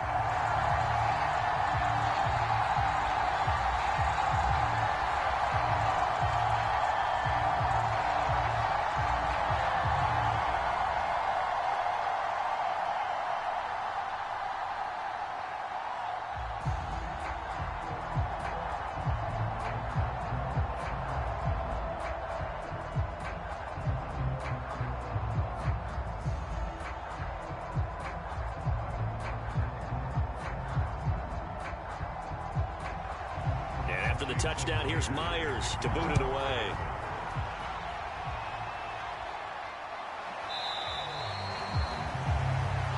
And there will not be a return here. It's a touchback, and it'll come out to the 25-yard line. There again is the running back as he trots onto the field. And we have seen a decline in the numbers. Where does the fault lie? Just him? Maybe the guys up front? Combination? Well, as you and I both know, it's almost always a collective deal. But in this case, I think maybe the offensive line got a little overconfident. They had blocked so well in the first half, picked up on what the defense was doing.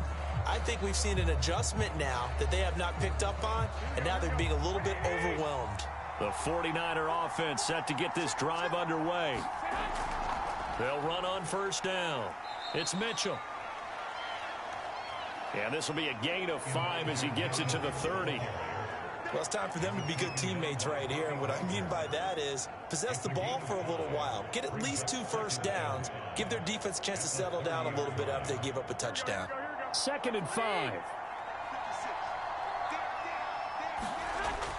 They'll keep it on the ground.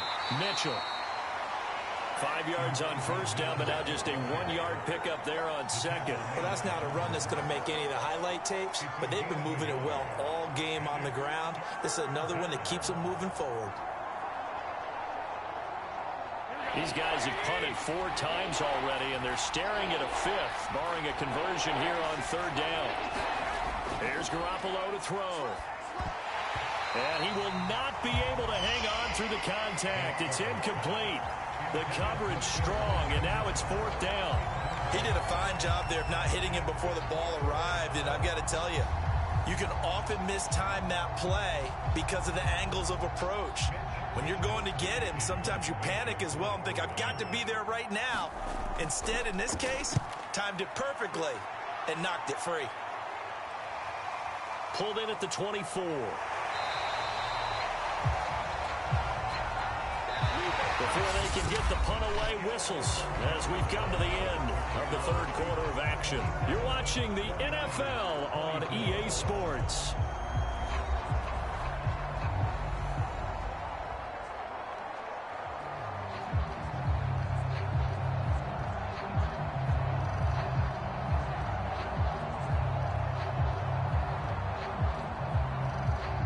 Here's the Seattle offense ready to get this drive underway.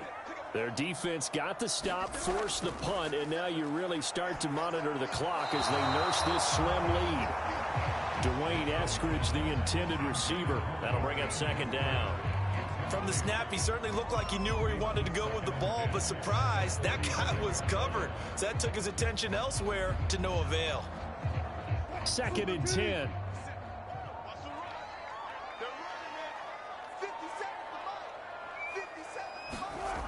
Out of the gun, here's Wilson. Right back to Eskridge. This time it's complete. 9 yards, not quite enough, and they'll be left now with 3rd and 1. I always laugh when people say, what's the toughest route to defend? And I'm like, any of them, especially if it's a good receiver. That makes things very difficult. But when you're running a drag route, something short, shallow, going through defenders, using guys almost as screens in order to get open, that makes things tough for guys trying to get to the football.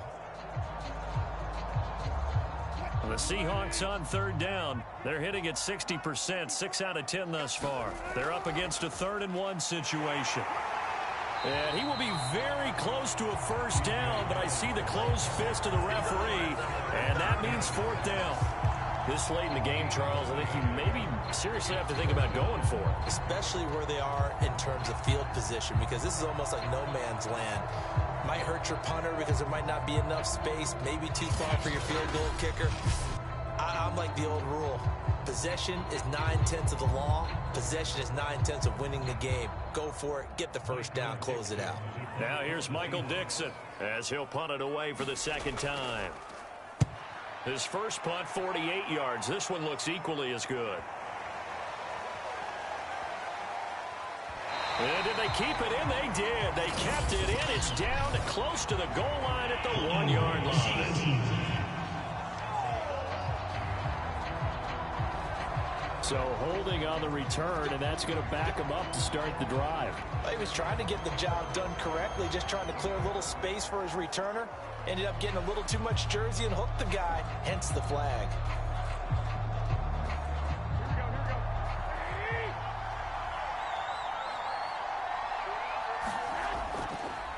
And to give this time to the tailback.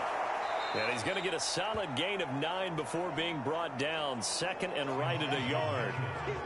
Oh, that's one to warm the hearts of all those old school football players, isn't it? Tough, hard, gritty run. Got behind his pads, bowled over a few people. Look at that one, right up the gut. So up through 3 quarters, no reason to lighten up now. Right back to Mitchell on 2nd down. And for one of the first times tonight, he's going to be held up at the line of scrimmage. No gain on the play, and now they're faced with a 3rd and 1. That time they're able to bottle him up, but he's having a really nice game. I agree with that. Let's just go big picture, right?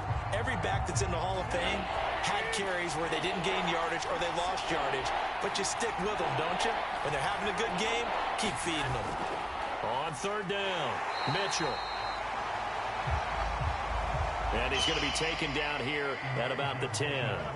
Just a yard on the run there, and that's going to bring us to a 4th down. So where'd all that running room that he had in the first half go? Because it looks like it's drying up a little bit here. Someone made some adjustments, it appears, at least on this drive.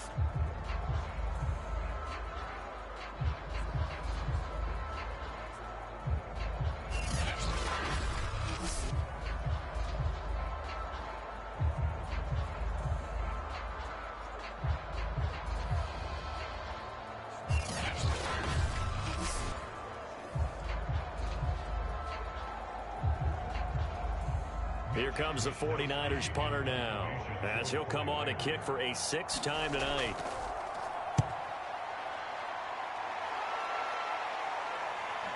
Shreds him with a stiff arm. That'll be a 41-yard punt, just 1 yard on the return.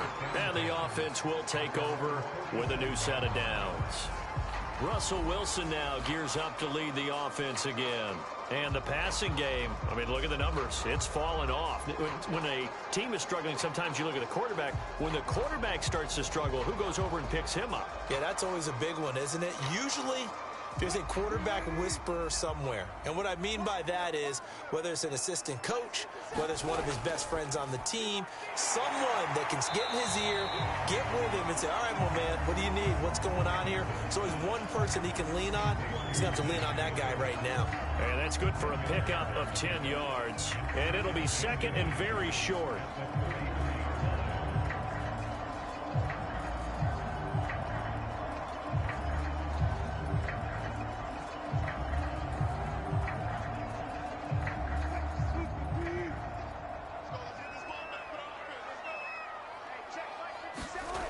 Now it's Wilson. This complete to Lockett. And he's going to get this inside the 30. Well, that should be a reminder defensively, and I think it's a reminder to myself because you just can't sell out to stop the run. There's still enough time that this offense can move the football through the air, even on first and second downs, and they obviously picked the right spot to throw the ball there.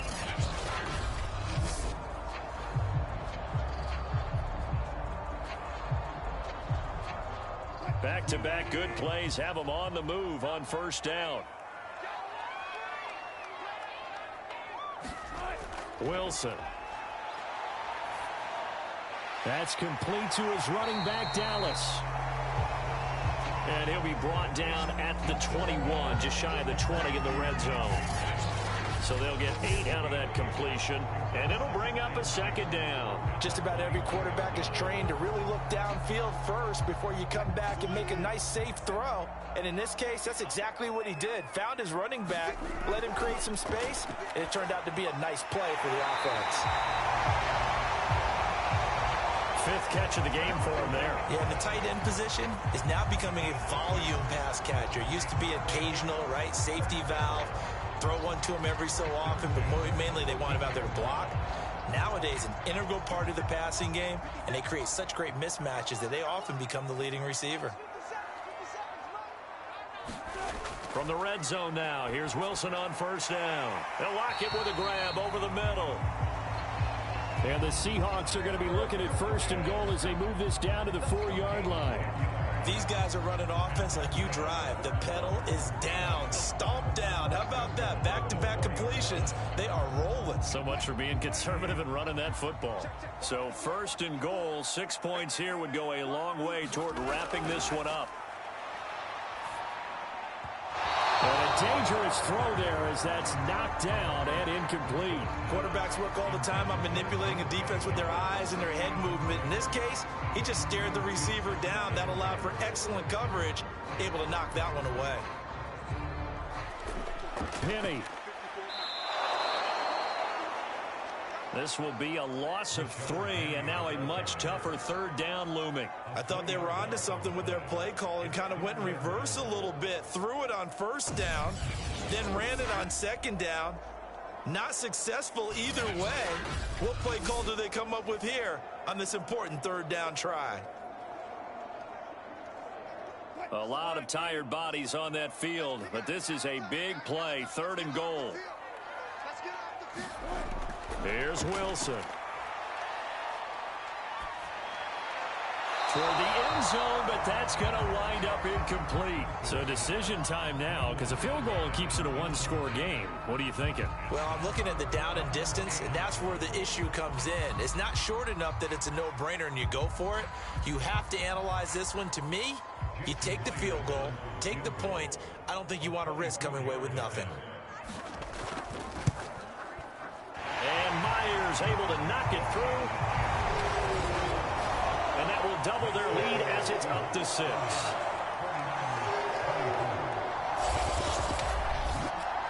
So that gets him a little bit of breathing room, but not much. And you have to think back to the field goal that he missed earlier. This would be a 2-score game right now if he had converted then. And if you and I are thinking about it, you know he is as well, because in the back of his mind, he's thinking, I hope I get one more shot in an important spot. He just made that one. He wants one more later to truly make up for the earlier miss. Myers now converted on the field goal try. Now he's on to kick it away. From a couple yards deep, he'll bring it out of the end zone. And able to take it past the 25 and up to the 28-yard line. And San Francisco gets set to go here. These guys had to punt their last possession, and that's become too familiar of a refrain. Too many of these drives just wound up going nowhere. But you know how in baseball, when the pitcher gets a base hit and he's on base, they bring his jacket out to him to keep him warm? A lot of times the punter goes to the sideline, puts on sweatpants or a wrap over his leg to keep it warm. He might need a massage from the trainer right now from all the work he's getting. Garoppolo going to bring the Niners up here 1st and 10 at their own 28-yard line. They'll try and start this drive in the air. And the throw left sideline here is caught, but they'll rule it incomplete. Couldn't keep his feet in. 2nd down. Not only did he have a chance to scan the field there, it felt like he had a chance to scan it twice. The protection was that good. Unfortunately for him, the coverage downfield, equally good. So now 2nd and 10 after the incompletion on 1st down. Now Garoppolo. And that is knocked away in the middle of the field and incomplete. They have to like what they've done defensively here at the outset of this drive. They forced a couple of incomplete passes, bring up a 3rd and 10. Don't be surprised to bring a little pressure on this snap. An important play right here, 3rd and 10. And I would expect pressure here. Throwing is Garoppolo on 3rd down. Winds up and lets it go for Samuel. That's incomplete, but there is a flag down, so hang on. A big call coming on 3rd down. Well, the crowd doesn't like that. Was going to bring up 4th. Now it's 1st. They don't like it at all, do they? It brings them back into it, but really not in a positive way. Now they're angry. That can jangle a team a little bit as well. Pass interference ruined that series of downs for them. So the big play gets them across midfield now for 1st and 10. To throw is Garoppolo. They'll find Ayuk open right side. And this winds up a pickup of 2, maybe 2.5 to about the 39. They like going to him in the slot. He catches another one. I think this comes under the heading of until they stop him, why not go back to it? He has something going really well. Great working relationship with the guy throwing the ball, and they keep making the connection. And yet again, it's Garoppolo. And that's dropped underneath to Mitchell. And he's going to get it down to the 33-yard line here. And that's good for a gain of 6. And that's going to lead to a 3rd down.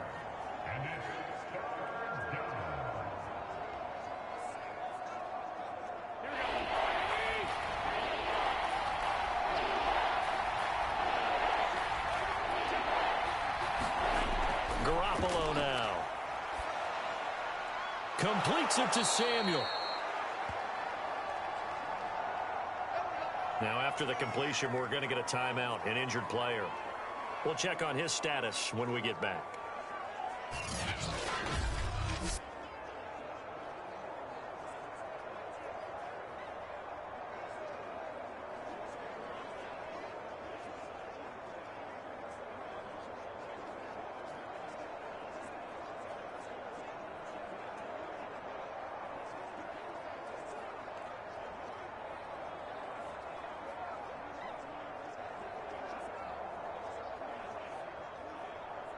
So signs of life in what's been a dormant offense in this 2nd half. Here's 1st and 10. Looking to throw, Garoppolo. And that is incomplete. Oh, the coverage a little too good there, and it's 2nd down. My first thought is surprise because that's one of the better tight ends around, and I've seen him pull in balls like this before. But how about a little credit to the defense forcing that incompletion? An incomplete pass leads to 2nd and 10 from the 25. Garoppolo again. That's going to be caught by Samuel. That'll leave them with a 3rd and 2 coming up. They got 8 yards there. Tell you what, he's been able to put the ball in some tight spots all game long. That throw, no different. Yeah, a lot of people would call it a gutsy type of a throw. I think he looks at it as, I can do it, so it's not that big of a deal to me, and I'm going to keep firing. On 3rd down, Mitchell. And he will have the first down before he's tackled at the 12. I think they like this drive a little bit better there, partner. Running game helping out, picking up some of the slack. Because remember the last drive, they went 3 and out.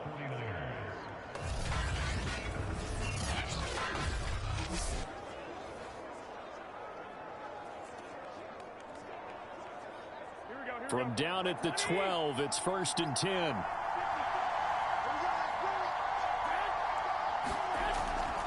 They'll keep it on the ground. It's Mitchell.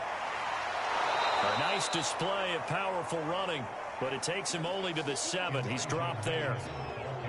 133 yards on the ground for him now as he has gotten better, really, as the night's gone on.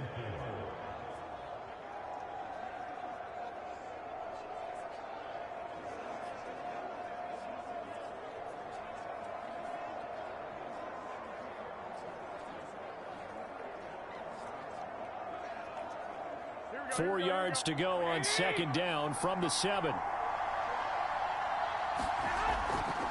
Here's a handoff out of the gun. And he'll be stopped up after only a couple of yards as he gets it down to the 5. This has been an up and down, back and forth type of a game, hasn't it? Maybe this long drive take a little bit of the wind out of their sails, kind of settle things down a little bit.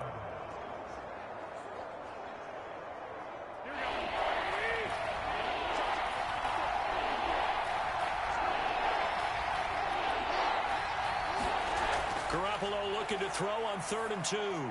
That's caught by Deebo Samuel. Touchdown, San Francisco. A 5-yard touchdown catch. And the Niners are a point away from leading this game. A lot of people might call this backyard football. Sometimes just understanding who you've got out wide and who you're going to throw it to. Give him an opportunity to go up and make a play, even when contested. Looks like that one worked out pretty well. The trust factor in effect. Now Gold for the extra point.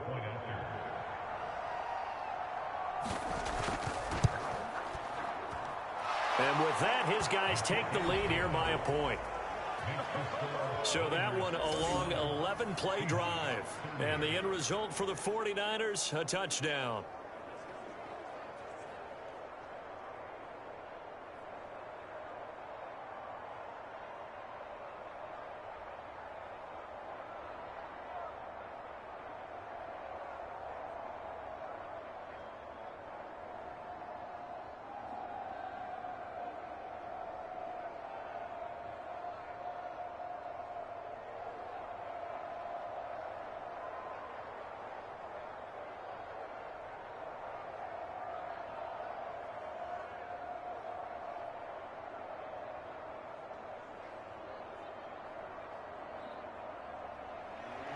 After the touchdown, it's Robbie Gould now to kick it away.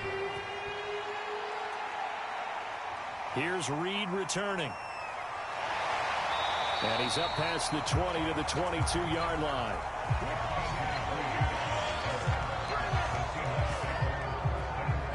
And we will get another look at Seattle's offense. And they will be looking to answer the touchdown their defense just surrendered. Still a good chunk of time remaining here in the 4th quarter and a chance to regain the lead in a tight one.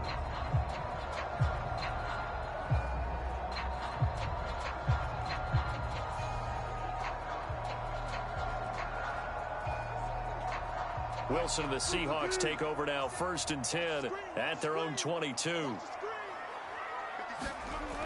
Throwing to start the drive. Wilson.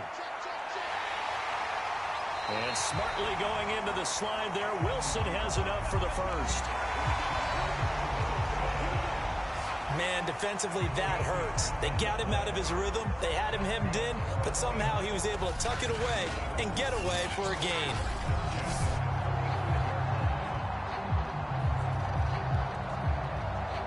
Ball up to the 35 now as they come up on 1st and 10.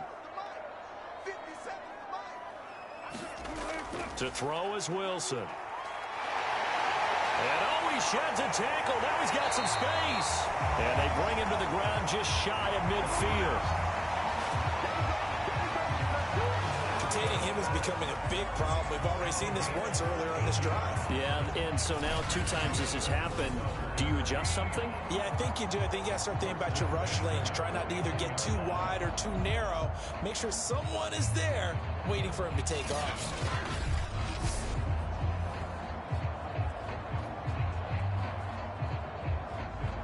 Back-to-back good plays have them on the move on 1st down. Now it's Wilson. And he slides and covers up at the end as he's going to be able to pick up decent yardage. They'll get 5 out of the scramble. It's 2nd down. So many times we talk about having good eye discipline when you're playing defense, making sure your eyes are in the proper place on a given play. Looks like that discipline came to the front there, didn't it? They were able to hold him for a short gain when he took off running.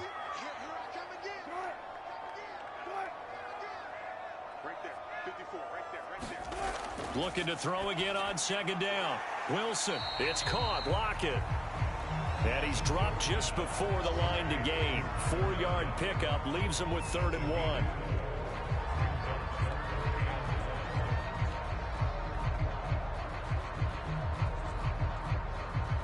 So they'll try to move the ball closer here on 3rd down. A field goal from this spot would be just inside of 60 yards, 59 to be exact. They'll try to run for it with Penny. And boy, he is very close to a 1st down, but from where they're spotting that football, he's going to be a foot or so short. Give him a yard on the play, and he's definitely short. It'll be 4th down and a few inches. They tried their best to pick up that 3rd and 1, but their surge wasn't enough to counteract what came back at them from the defensive side, was it? Offensive line, especially in the middle, looked like they were on skates a little bit when that one started. So now we bring up 4th and inches. This will be a critical call.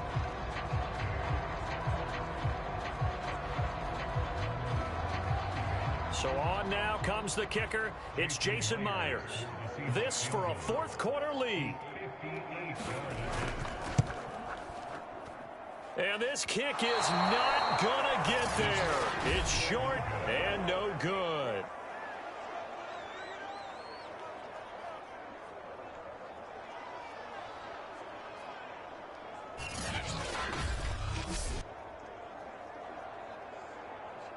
San Francisco set to go on offense once more. They certainly caught a big break with that missed field goal. Instead of trailing, they hold on to that slim lead, and now we'll see how they play this critical 4th quarter possession. So a chance there goes by the wayside. That one just didn't have enough leg to get there. Yeah, and it would have given them a lead here in the 4th quarter. And those are the ones that keep you up at night when you don't have enough distance. I wonder if maybe did his foot hit the ground first? Did he not get enough of the ball? He's going to be thinking about that one. Throwing middle, but it's incomplete. One thing I have learned, receivers don't mind high throws so much to the sideline, but do that over the middle to them, and not only the DB's going to throw a little verbal trash their way, when they get back to the huddle, they're going to have a few words to say to their QB, aren't they? Yeah, hung out to dry a little bit there on the high throw. Luckily fell incomplete. Garoppolo again here on 2nd and 10. He'll fire this deep for Ayuk. And that's going to be incomplete. Good effort there trying to take a shot, but it's 3rd down. This a very important drive, and that incompletion leads to a very important 3rd down here if they're going to try and get the football back. Yeah, getting it back, absolutely crucial to their chances to try and win this game. I would expect a lot of pressure here. They can't afford to let them continue to get 1st downs and eat away at the clock.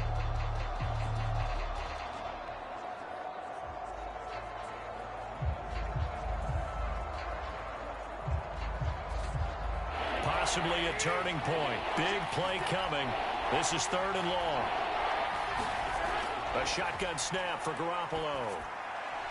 That's over the middle and caught by Ayuk. And the Seahawks have picked it up. And his guys are going to get the football at the 37-yard line. Well, that takeaway, partner, right there, that's a combination of coaching, execution, and absolute belief. Because a lot of guys will look at the scoreboard and go, this thing's pretty well done. But they still thought to themselves, if we can make a play, we give our teammates a chance to win it. And that's exactly what they did. Wilson and the Seahawks take over now, 1st and 10 at their own 37. Following the fumble recovery, Wilson, throw right side is into the hands of his tight end Everett. And this winds up a gain of 4 to the 41.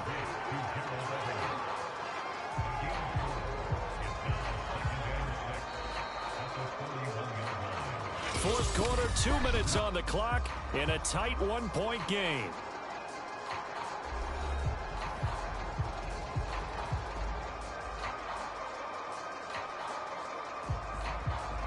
So it's Seahawk football as we march toward a conclusion. They come up on a 2nd down now in a game that looks like it's going to go down to the wire. And this throw a bit late as he couldn't reach back for it. So he's unable to complete it there, and just not the game that you would expect from him. He's been off the mark really start to finish. Yeah, it makes you wonder what exactly is going on. Is he a little bit dinged up here, or is he just off just by a bit? Maybe he can get it back in this situation. He'll need to. Wilson to throw. Rolling to his right. A nice little juke. And he'll be taken down, but not before he works it past the 50. How many times have we seen this late in the fourth quarter? Because you know the pass rush is getting after him, and they get upfield, get that great push. And what do they create? Space, and he takes off. Clock running, about to hit 90 seconds to go in the game. Throwing now is Wilson. He'll find Metcalf, and he's taken down inside the 30. The 49ers now going to use the first of their timeouts as they'll head to the sideline and talk over what to do next.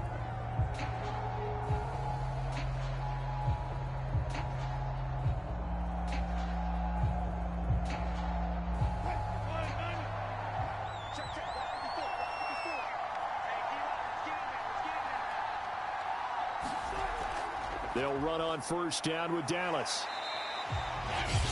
Now San Francisco going to call their 2nd timeout as they'll head to the sideline and talk over what to do next.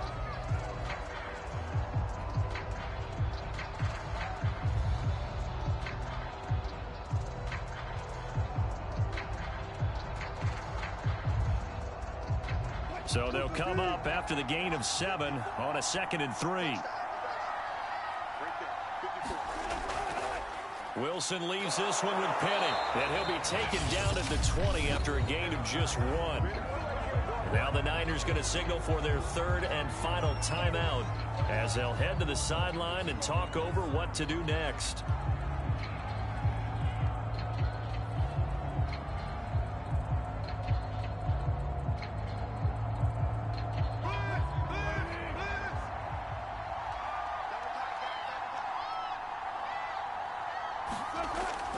Again, it's Penny. And stopped a few yards shy of the goal line at the 3. Probably had 60,000 thinking pass right there, including us in the booth. Yeah, no doubt about it. That was a big call, big guts on that one. And guess what? That run, it'll pay dividends. And the question now, how do they want to work the clock here on 1st and goal? A field goal would give them the late lead. Here's Wilson. To the goal line, but it's incomplete. Ooh, that's certainly not the worst thing. It stops the clock and lets your offense catch its breath and lets us exhale a little bit. Now I expect them to call a couple plays in the huddle, so they're ready if a tackle happens inbounds. They'll go again from the 3 here on 2nd and goal.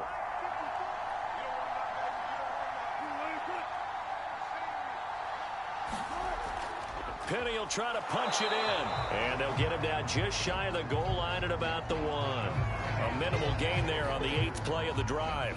An incompletion, now a short pickup. That's not going to do it. Yeah, you've got to get to the line of scrimmage quickly, get set up, and aim downfield. For the lead, here's 3rd and goal. Now Wilson. And this is caught. Touchdown.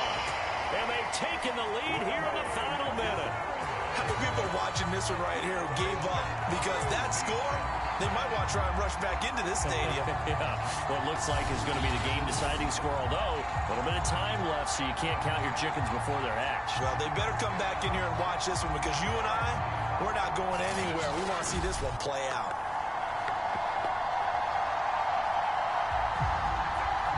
So now a 2-point conversion attempt coming for Wilson and the Seahawks.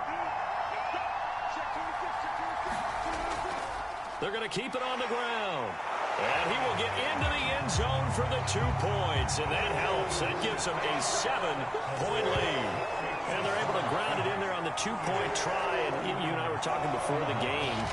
The 2-point conversions from the 15-16 season, what has changed, what hasn't changed, partner? Yeah, I'll tell you what's changed is just your normal strategy, because now you're either kicking the football with the ball on the 15-yard line, or if you decide to go for 2, they put it on the 2-yard line. So what are you thinking as a coach? Do I risk it? Do I go for it here? Do I try and gain a strategic advantage and maybe go for 2 early? That's what people are wondering about. After the touchdown, here's Myers to boot it away. This one fielded at the 5. And they'll get him down inside the 30 at the 27.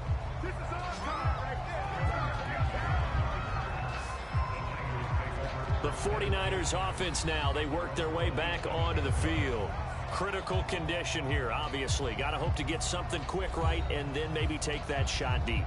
And once they do take the big shot, you've got to worry on defense. Of course, no one getting behind the defense and make it an easy throw. But nowadays, it's not just the ball being tipped in the air and people in the end zone in a cluster. It's that guy that's short of the end zone who comes up and ends up making the play because he goes unguarded. So there's a lot to think about if you're playing defense in this situation. We'll see if they can cover all their bases. Now a desperation throw deep downfield. And a high throw there as this is knocked away, down to the ground and incomplete. Probably time for 2 more shots, and ideally, they'd like to get the midfield or so they have a chance at a Hail Mary on the final play.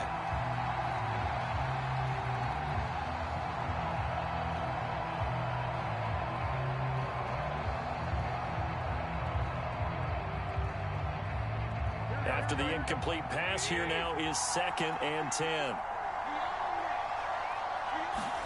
Back to throw, Garoppolo.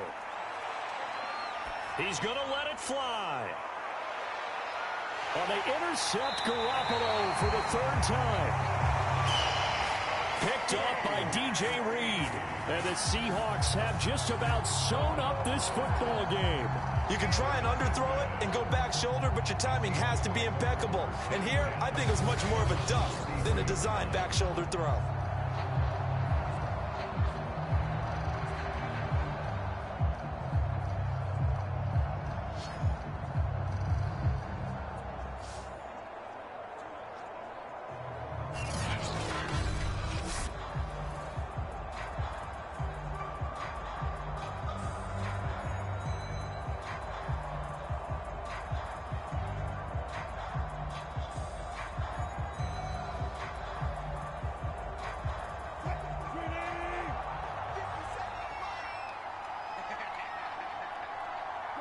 The Seahawks in victory formation as they go ahead and take the knee. So the victory here for Seattle. And you've got to say, CD, it was the defense who had a big part in the W. Oh, without question. When you force 4 turnovers, you get to enjoy the spoils of victory, don't you? It's rare that you force 4 turnovers and lose a ball game. That's almost unheard of. They carried this one home. You talk about celebrating with each other and being in a position where going forward, all you think about is, let's get 5 next time. They're going to be on the hunt.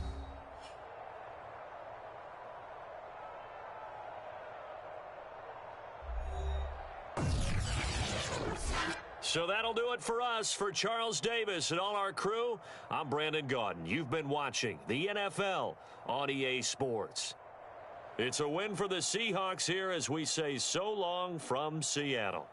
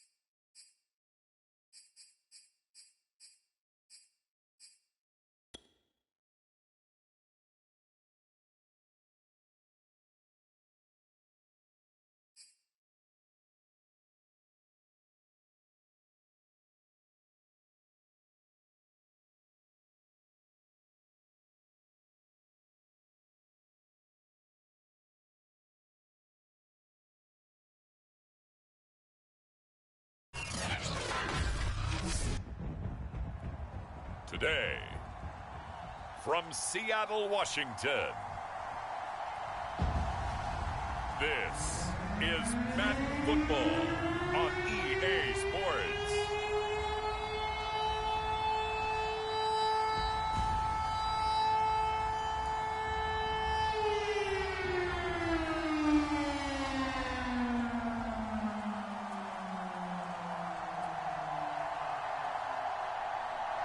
It is loud and it is wet as we welcome you inside Lumen Field on your standard rain-filled afternoon in Seattle, Washington.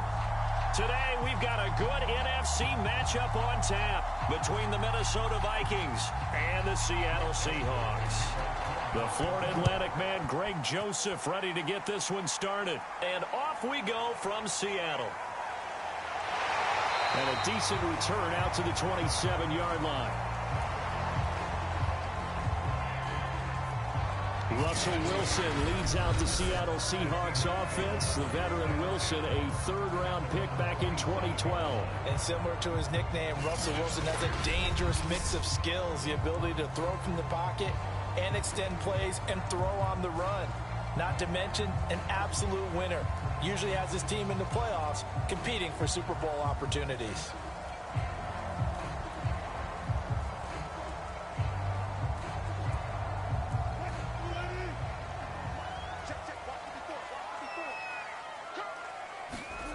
On first down, Wilson. That's complete to the tight end, Everett. Only a couple for him there on the game's first play, and it's second down. I know sometimes we can get fooled when we watch him make catches, as we just saw him do there, because he really looks like a wide receiver the way he goes about his business. Yeah, 230, 240 range. Yeah, not super huge. Maybe not counted on to be that inline point-of-attack blocker that we used to have in the good old days. But you can flex him out. You can run wide receiver routes with him. You can make him a primary target, and that's how he'll shred a defense. How best to describe that one? I'd say right down Broadway on that run. A straight ahead running. I think that might be something we see a lot of between the tackles today. Well, he's enjoying things so far here this afternoon. Sees a crease and bursts through it for a solid game.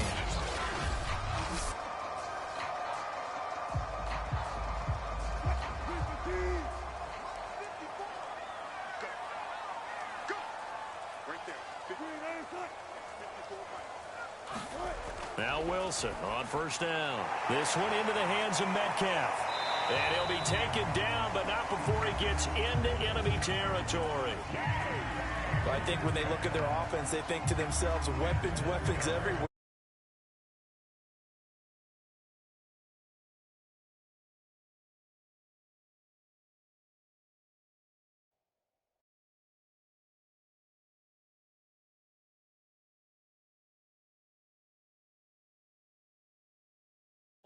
But you absolutely know they want to get this man involved as well, and that's what they just did on that play.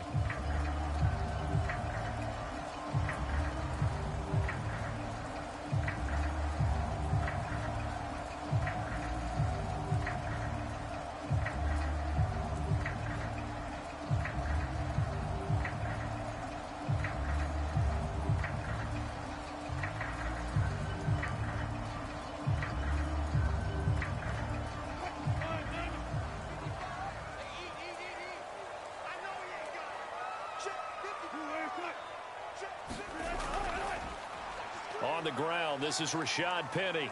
And a pretty big hole as he's down to about the 40.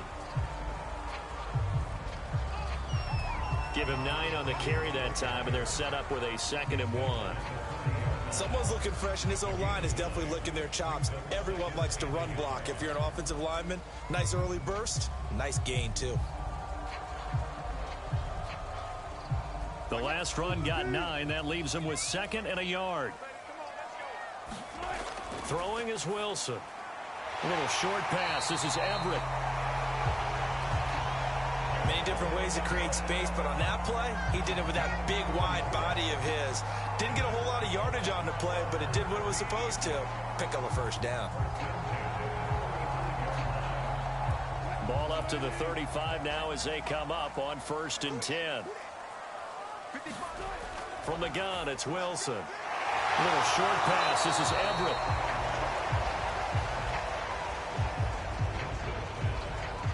They'll contain him to just 4. Second down. Completion was given up, but that's why you play zone defense, so that you can have people around the ball when it's caught, and you don't give up much run after the catch.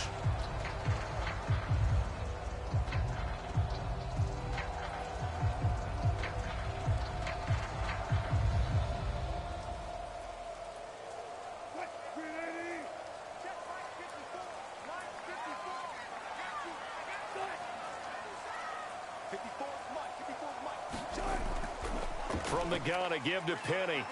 And he's going to be stopped just short of the first down marker at the Vikings' 27. A quick burst there, and he nicely bit off a pretty decent gain.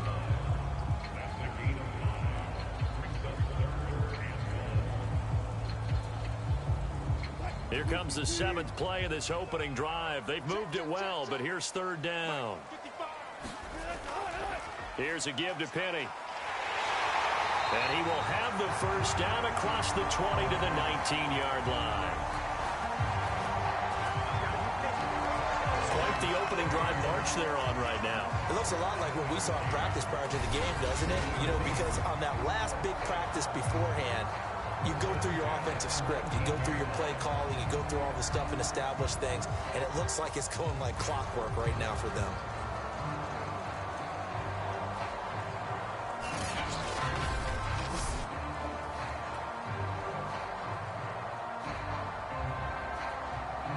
So here's a 1st and 10 now, down inside the 20. From the red zone now, they'll look to throw. And that one off the mark behind him, incomplete. I know coaches tell us all the time that having a powerful arm isn't the #1 thing they look for in a quarterback. But when you're trying to throw inside routes and you need to put some heat on it, it helps have the big gun. In this case, just a little bit too much. To throw again on 2nd down. Wilson being chased out left. And smartly going into the slide there. Wilson has enough for the first. You know, I don't think this is the last time we'll see that in this game. This guy has mobility, and they want to use his legs in the game plan. So there will be designed runs as well as his scrambles.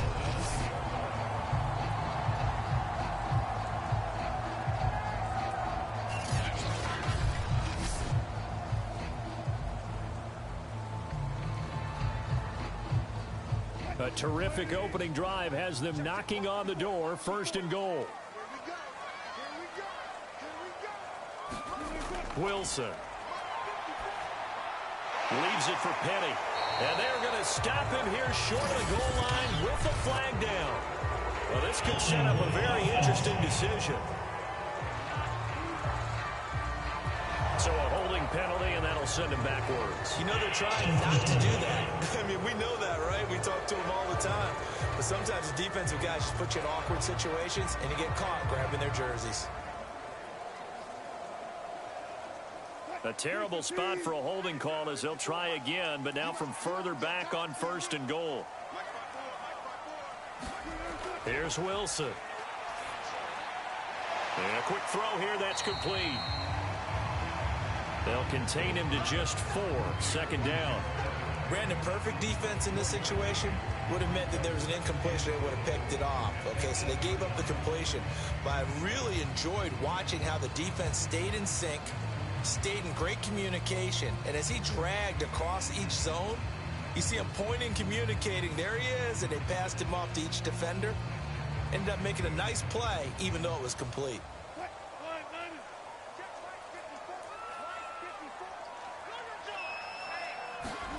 On 2nd and goal, Wilson fighting his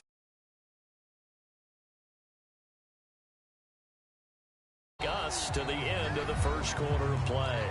No score after 1 on EA Sports.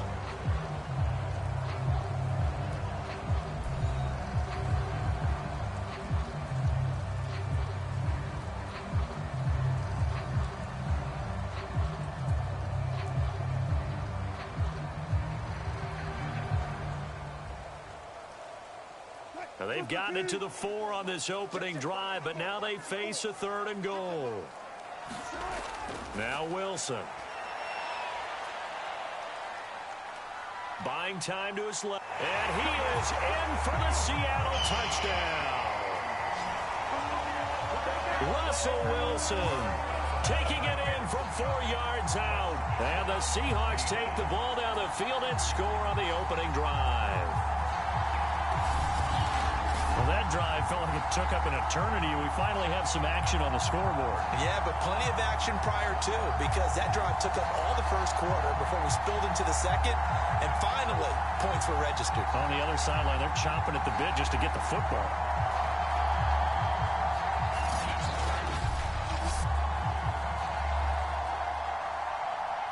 Jason Myers now for the extra point.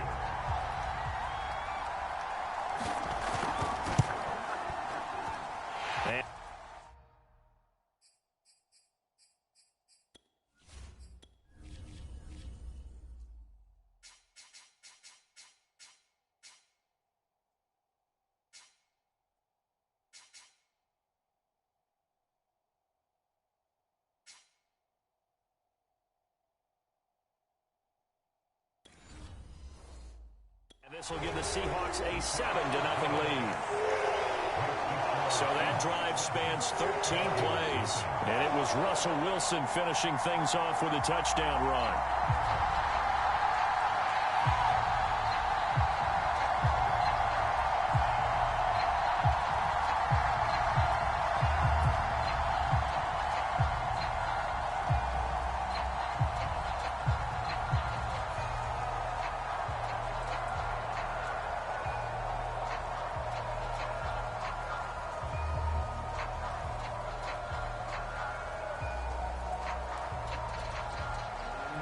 After the touchdown, here's Myers to move it away. This one fielded at the 5. And they will wrangle it down a couple yards shy of the 30. Minnesota's offense and QB Kirk Cousins set to go here. And I'll bet he's talking to his guys about resisting the temptation to try and turn this into an up-and-down game. Almost like basketball, where both teams press, and one team gets an advantage, our team's trying to run with them, and they're just not equipped for it. Doesn't matter whether you're equipped or not. Just settle in, get calm before you go for the big strikes.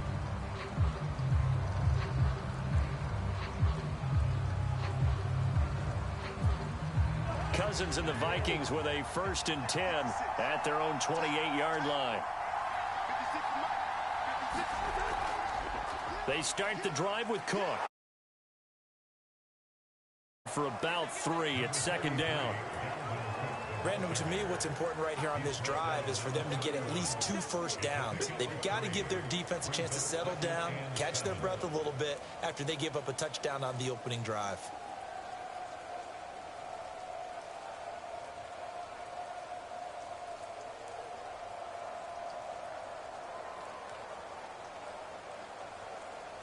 Three yards on that last carry. Here's 2nd and 7.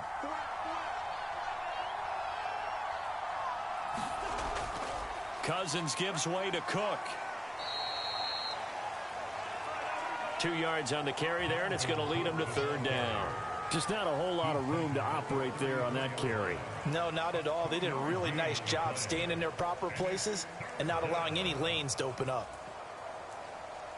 It'll be a nickel look here for the Seahawks on 3rd down.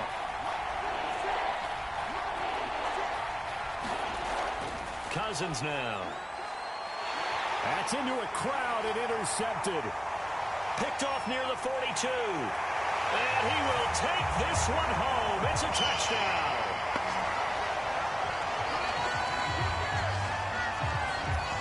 We thought this defense would be opportunistic, and they were. Here, you're already up. Now you got a 2-touchdown lead. I tell you, going out there on defense, did they have a little bit of extra momentum with a score already on the board? Oh, without a doubt. That already felt good to them. They took it and used it and obviously put up another one. But here's the thing now. Some defense coordinators might want to pull their guys back a little bit because they don't want them to make mistakes because they're too overamped. Others say, I've got a 2-touchdown lead. Go get them, guys. They'll be even more aggressive.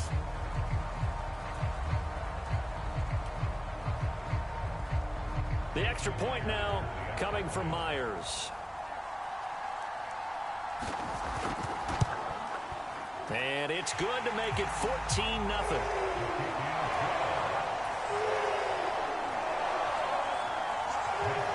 So the defense creating some points, not only getting the interception, but then returning it to the end zone for the pick six.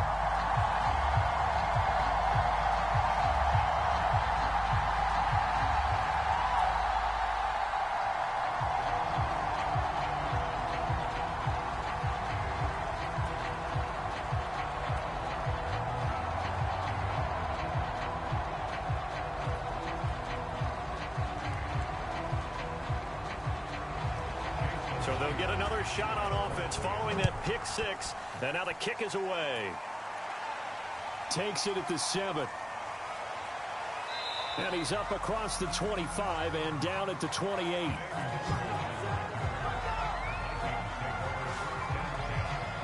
The Vikings taking the field here for their second drive of the game. And fresh off the pick six, they've got to forget about that quickly. In this case now, the guy throwing the ball, he's got to be like what we talk about with defensive backs who get beat for a long touchdown. Short-term memory, right back out there doing the things that he does best, and knowing that taking care of the ball is paramount.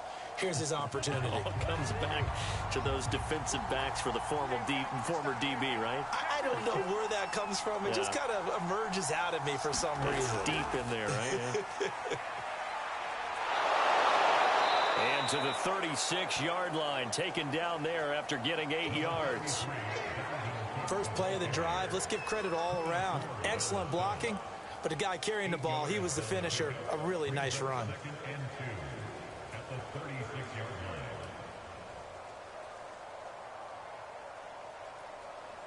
Second and 2.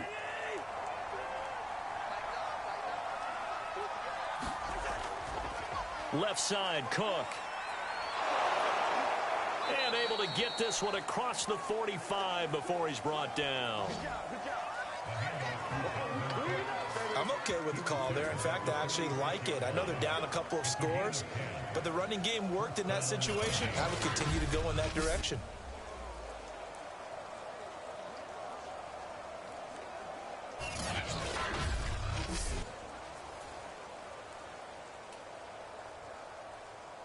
Following the good run by Cook, here's another 1st and 10. Off the play fake, Cousins.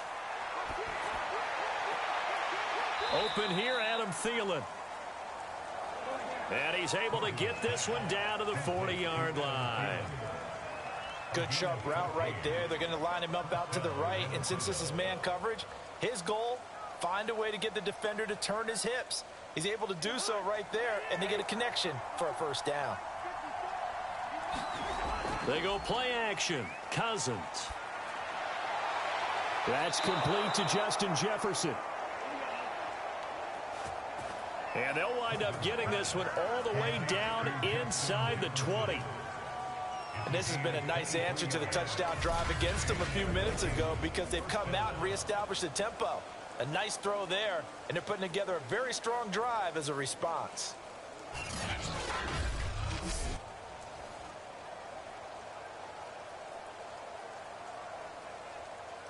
So from the 17 now, here's a 1st and 10.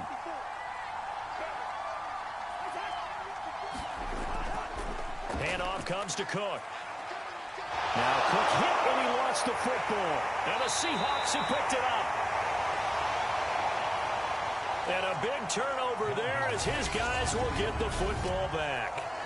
All these years we've been watching the game, I start to get the sense that whenever it rains out, those guys who have to touch the ball and carry it, they're extremely resentful about that weather. Yeah, I'm just happy I'm not resentful that we have a roof over our heads. I know that much. Yeah, maybe we won't fumble our play sheets here as we just saw the fumble happen on the field.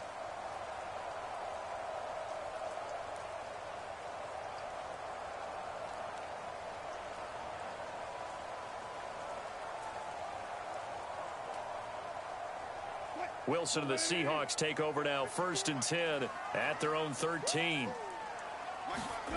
Following the fumble recovery, Wilson. And the catch is made here by Tyler Lockett. And brought down, but not before reaching the 25. You always worry about those smaller receivers running through that gnarly patch of land in the middle of the field. But he did a really nice job there holding on to the football and protected himself as best he could while completing the play. 2 minutes to play, first half. It's 14-0.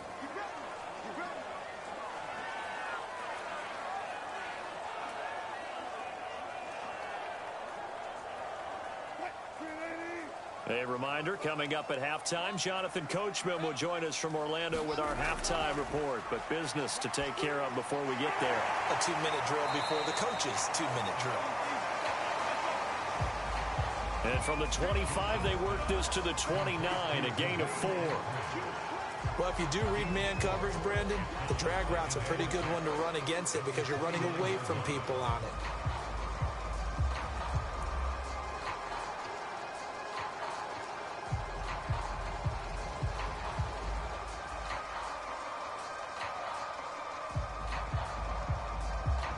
Second and 6, just inside the 30.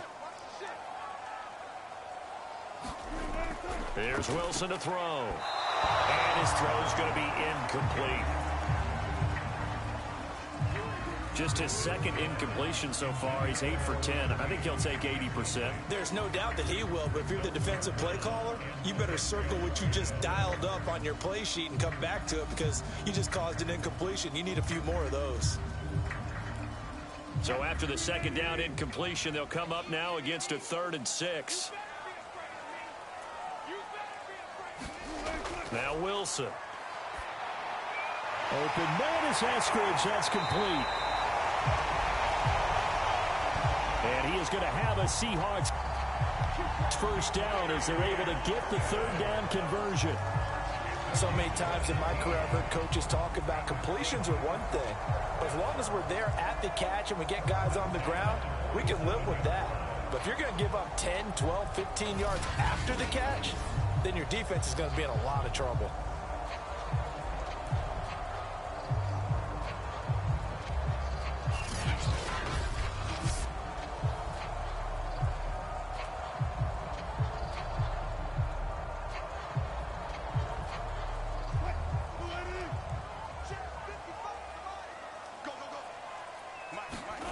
On 1st and 10, it's Wilson. Looking left side, he's got it, complete. Now the Seahawks going to use the first of their timeouts as they'll stop it with exactly a minute to go before halftime.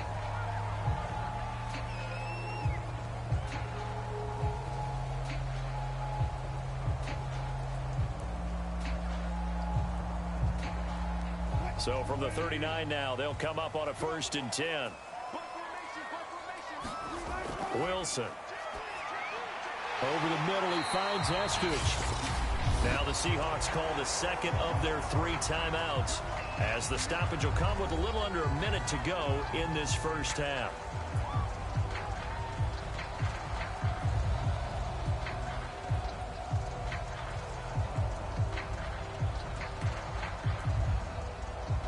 Only needing 2 yards on 2nd down.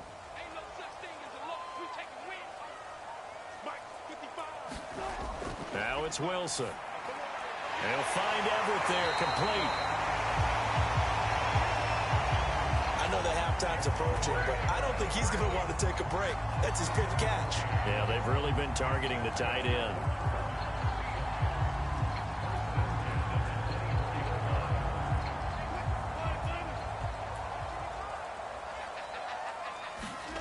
Throwing now, Wilson on 1st down. And he'll protect himself at the end here as he winds up getting pretty decent yardage. He'll get 10 there all on his own, but it'll be 2nd down. Now the Seahawks forced to use their 3rd and final timeout as they stop it with 16 seconds to go in half number 1.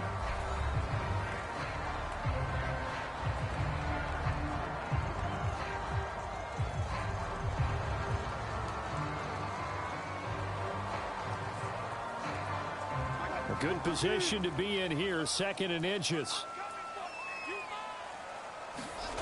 Out of the gun, here's Wilson. Firing quickly here, and that's complete. And the Seahawks are going to have a 1st and goal as he'll be taken down at the 7-yard line.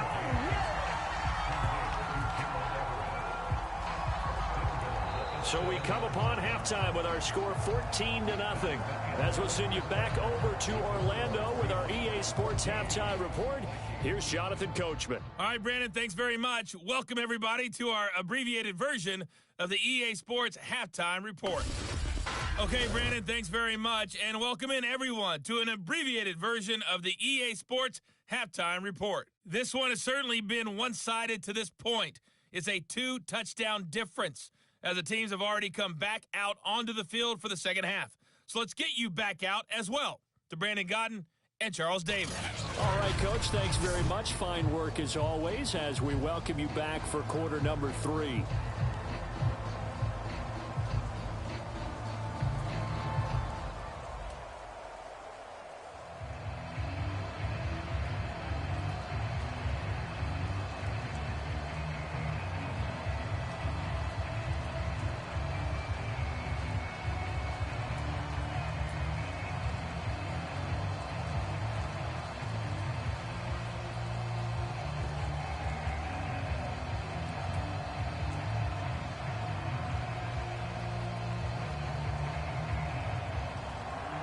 Forecast calling for more of the same. The rain set to continue as we are underway in the second half. Taken in at the 3. And a nice return sets him up pretty good here right at the 30-yard line. Out come the Vikings. They'll have it first on offense as we begin the 3rd. And they're still very much in this game, although they do trail. What's the game plan, Charles, for the second half? It might be a little counterintuitive because most people will think losing equals passing the ball more, but I'd establish the running game. They kind of went away from it in the first half. I think if they get back in balance, it'll help them when they put the ball back in the air. Cousins and the Vikings with a 1st and 10 right at the 30. They'll try and start this drive in the air. Open man here is Conklin. No gain there on the completion. 2nd and 10. Let's just make this one simple. Could he be any more open than he was on that play? Yeah, they lost him going to the outside. Hard to believe because you go through your accounting on each and every defensive snap. Who's got who, what defense you're in. That was totally a blown coverage. On 2nd down, Cook.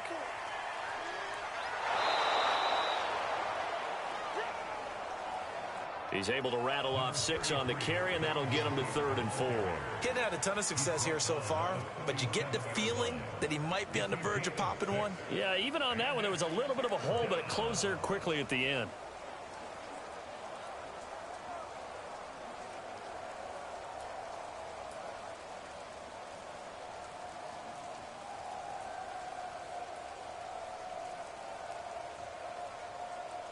This offense in desperate need of a conversion as they come up on 3rd down.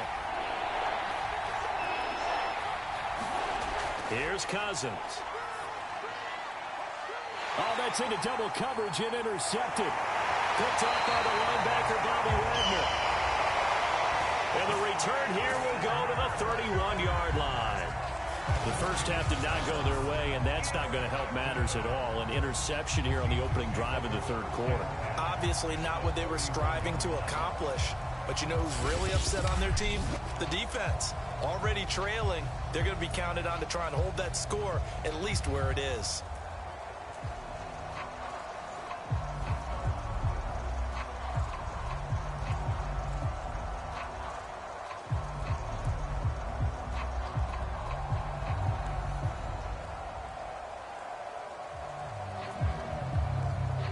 Line of scrimmage, the 31 now on 1st and 10.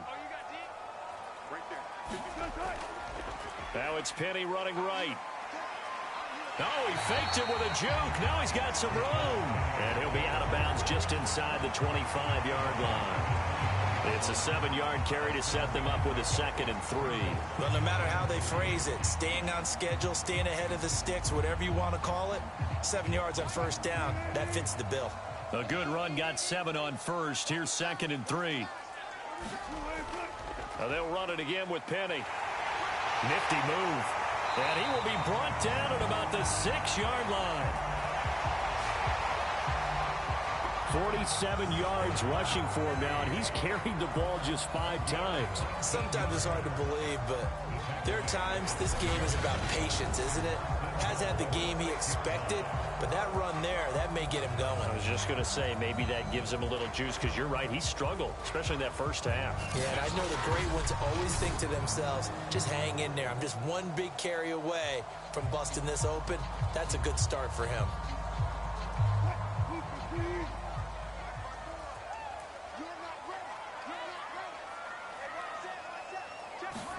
Here's Wilson. No, bottled up fumble. It's out. It's loose. And this belongs to the Vikings.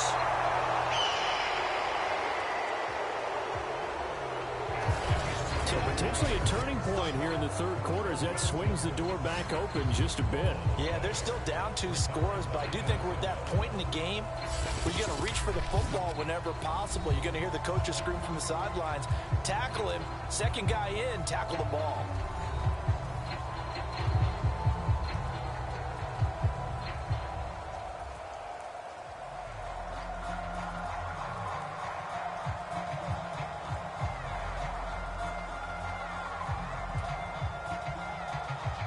Cousins and the Vikings with a 1st and 10 at their own 22. He'll start by handing it off to Dalvin Cook. And not much there. Maybe a yard up to the 24. Well, sometimes you just have to give credit to the defense. Great job there at the point of attack, holding up. They won their battles at the line of scrimmage, left him no space to try and run. A really nice job swarming to the ball carrier. Now it's 2nd and 9. Cousins to throw it. And his throw here's incomplete. Receiver coaches preach to their guys all the time. Separation, that's what's going to make the play successful. That time there was very little, and I think they were actually fortunate that it was only knocked away and not intercepted. This offense in desperate need of a conversion as they come up on 3rd down. From the gun, here's Cousins. And it's incomplete. Took a shot, couldn't connect. The scoreboard tells a story for him, a little bit bleak, and while it's not quite desperation time yet, it's definitely getting close, but the defense reads the scoreboard as well. They're going to back up and make them really earn it. Here's Jordan Berry now. And surprisingly, this is the first punt of the game for either team. Fair catch taken just inside the 40-yard line. They'll call that a 33-yard punt with no return. And possession will switch hands, 1st and 10. As Seattle now ready to march out of the field. And they'll be looking to atone for last time's mistake of fumbling inside the red zone. Certainly they don't want to do that again. And so much emphasis placed on red zone offense. I mean, you have periods devoted in practice just for that because everyone knows how vital it is to put points on the board when you've entered that part of the field. And to come away with nothing, that's difficult for a team to handle. And difficult, and now we'll see if they can make it less difficult on themselves on this drive. They'll start on the ground. It's Rashad Penny. And not a whole lot of room to operate there on the 1st down run. He gets maybe 3. Not a lot of running room there, not a place to make a cut and kind of exit out because they had everything bottled up.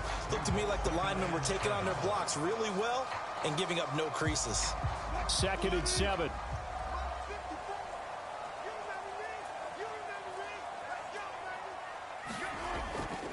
They'll run with Penny here out of the shotgun. And nothing doing. He's immediately taken down at the line of scrimmage. No gain on the play, and it's going to bring up a 3rd down. This defense could use a few more plays like that right now. It certainly could, but think about it from an offense's perspective right now.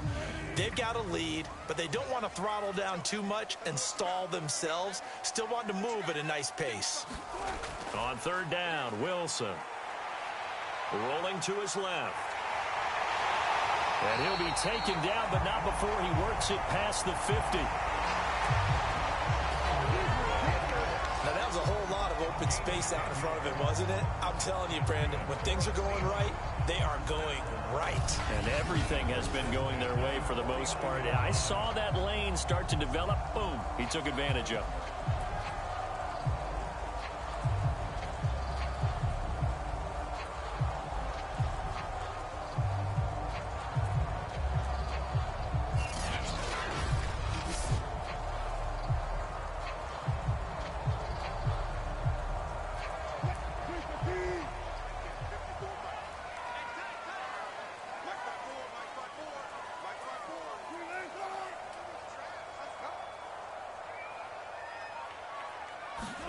They'll throw on first down with Wilson. Well, he tries to force it in, and it's intercepted. Picked off by the linebacker, Eric Kendricks. Okay, partner, no surprise to you. I'm going to look at this from the defensive perspective. In the rain, you have to be more cautious trying to cover passing routes. Why? The offense knows where they're going with the football. The receiver knows the route he's going to run. You have to make sure you keep your footing underneath you. Now the Minnesota offense set to take over again.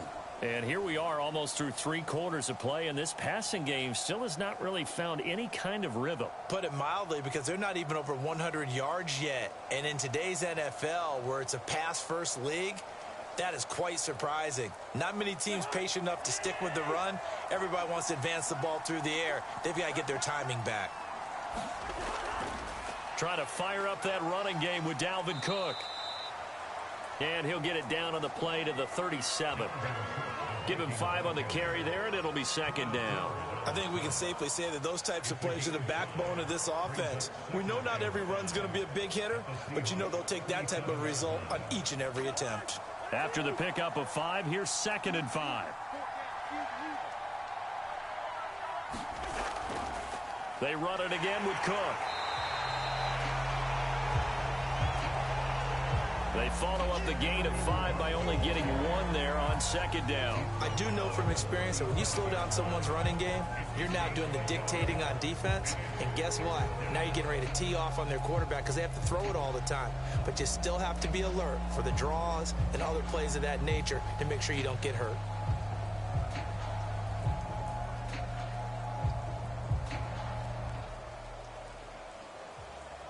This offense in desperate need of a conversion as they come up on 3rd down. To throw, Cousins. And this is going to be incomplete. They certainly had good starting field position on that drive, but couldn't do anything with it after 3 plays. Have to admit that that's a disappointing end to excellent field position. When that drive started, they had 6 points that they were thinking about. Now the Vikings will send out the special teams crew here for a field goal try. And the holder's going to keep it. He's going to try to run for it. It would have been a long field goal. The fake doesn't work out. And the Seahawks are going to take over the football. The Seattle offense now set to come back out on the field. This is sort of what you would call a put-away drive, isn't it? They score here, especially a touchdown. It's almost out of reach. It certainly feels that way, and I think that they're going to call their plays accordingly because what you really want to do, even though you know the scoreboard is still up there and the game's going to go on, in fact, you can take the spirit away from another team, that their drive and will to come back and win can be taken with another score right here. It's still 3rd quarter, but you just get that feel. Yeah, they're teetering right there on the brink, aren't they? They begin with a run by Penny, and they'll get him down after a pickup of 8, 2nd and 2. An opportunity to get a drive started here at the end of the 3rd quarter. What you're trying to do is break the game down a little bit. Don't let your guys see too deep into the game, into the future, and say, oh, we got to get here. No, right here, right in front of them, melt the clock down, get to the 4th quarter, try and keep going. And try to keep that lead. Exactly. On 2nd down, here's Penny, and he'll be brought down on what's going to turn out to be the final play of this 3rd quarter. 3 quarters have come and gone. You are watching the NFL on EA Sports.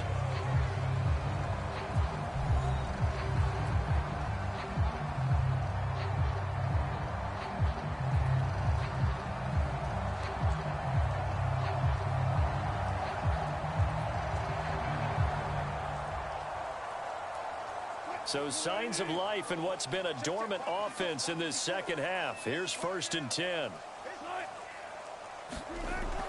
A handoff to Penny.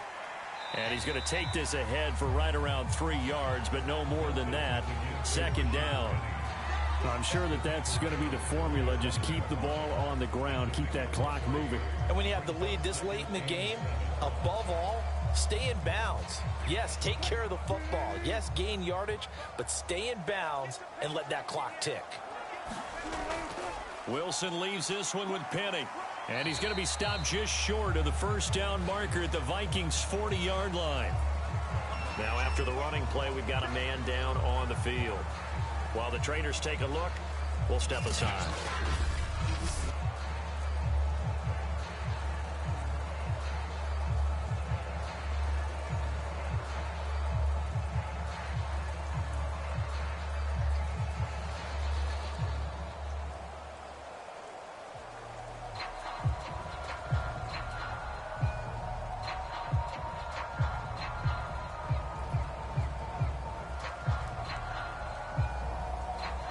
The offense on 3rd down tonight, a perfect 4 for 4 thus far. They're looking at 3rd in the nose of the football. Escaping the pressure right.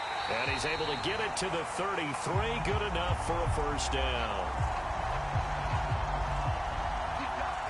That is an absolute backbreaker. That was a design passing play, wasn't a draw. You think you got him stopped, good coverage downfield, and he's able to pick up the first with his legs. Defensively, that kicks into your psyche and hurts a little bit, doesn't it? It certainly does, and here's the thing. Anytime you give up a 1st down, it hurts you psychologically, but it hurts more when they get it this way because you've covered everything. He didn't have any place to throw the football. He takes off running and picks it up anyway, and now you have to stay on the field for an extra set of downs. And really could have used that stop trailing here in the 4th. Now they'll throw it with Wilson. A little short pass. This is Everett.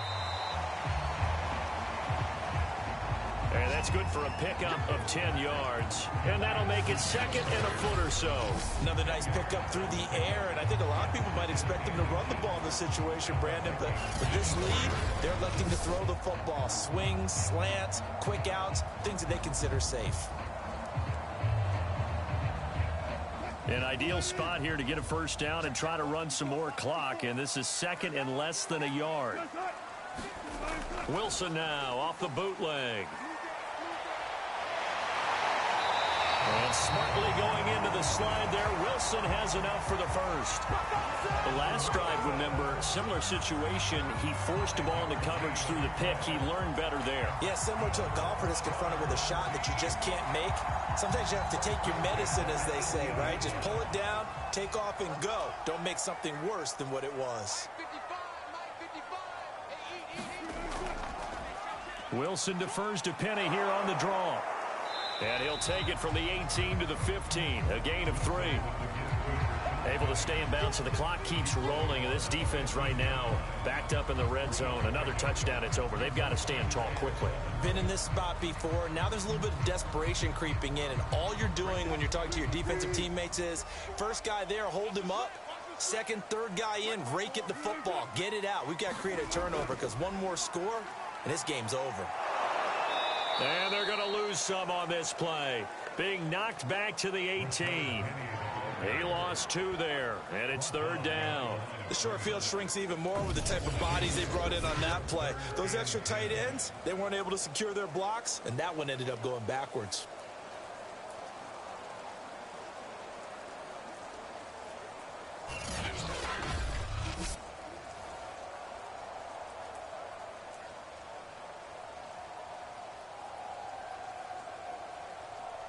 The Seahawks on 3rd down. No problems to this point. A perfect 5 for 5. This is 3rd and 10.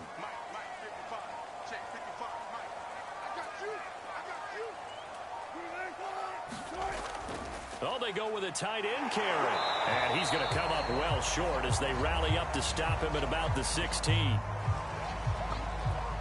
Just a gain of 2 there, and it's going to bring up a 4th down. Well, praise has to go to the guys on the offensive line because they've had a very nice, productive day running the football. How about that poor defensive line? They've been knocked around the entire game, and while they slowed them down on that run, can they continue to do so? Because they haven't had much success throughout this ball game.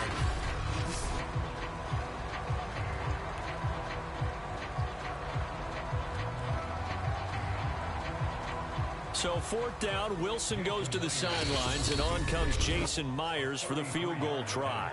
2 minutes left to play in this football game here on EA Sports.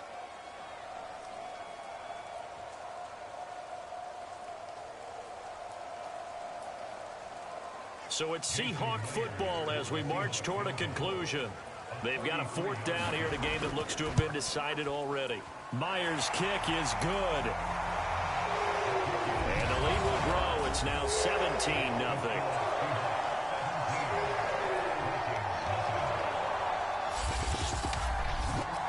Well, he was a spectator for much of this game. This is his first field goal opportunity of the entire contest, but he's able to connect. Yeah, he had a pretty good seat to this one, didn't he?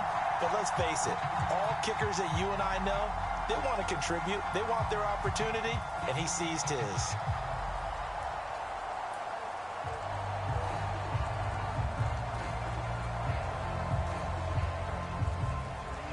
Myers now converted on the field goal try. Now he's on to kick it away. Taken in at the 3. And makes it across the 20 as his guys will set up shop at the 23-yard line. Minnesota now ready for their next possession. And let's face it, this drive is not going to have any bearing on this game, but it's kind of important for one reason, isn't it? It certainly is. You got to get points. And, okay, all right, I'm being facetious here, but you get points, you feel a little bit better about yourself as you move on to the next one.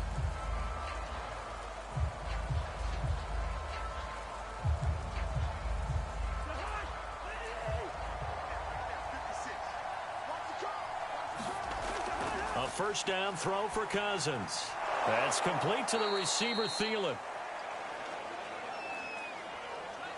A gain of 6 there on first. One thing I think that's safe to say defensively, the tackling's been really good. And because of that, it's been very, very hard for them to move the ball because you're not getting the benefits of run after catch. They're tackling them almost on the spot. That means you have to run extra plays, harder to move it. From the 29, Cousins. And the Seahawk defense gets to him, and they bring him down.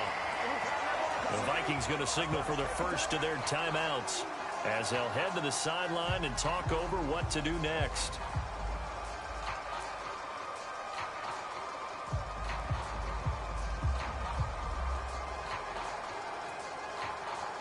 Cousins with work to do after the sack as he brings his guys up on a 3rd and long.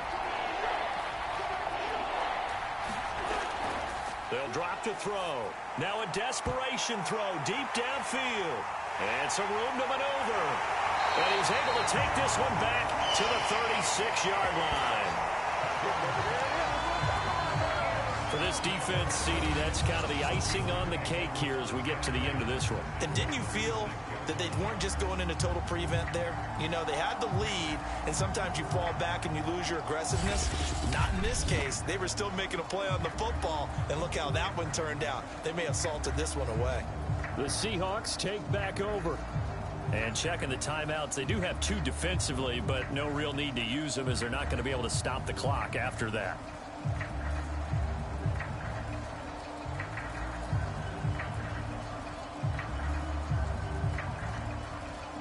So from the 36 now, 1st and 10.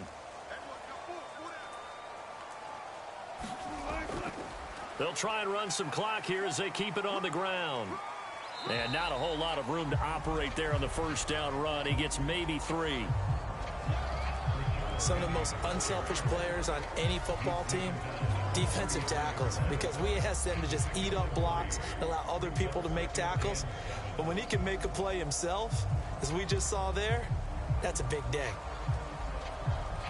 The last run got 3. Now here's 2nd and 7.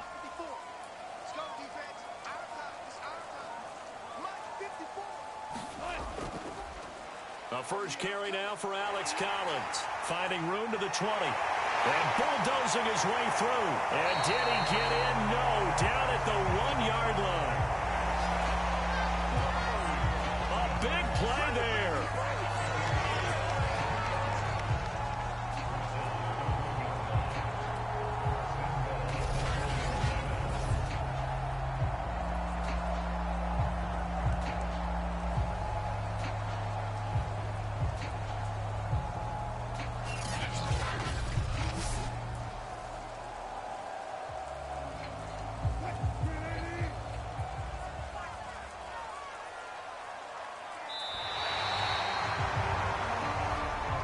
So the victory here for Seattle, and they did it in shutout fashion. Impressive. Would it be too bland of a statement to say they didn't have the greatest day offensively?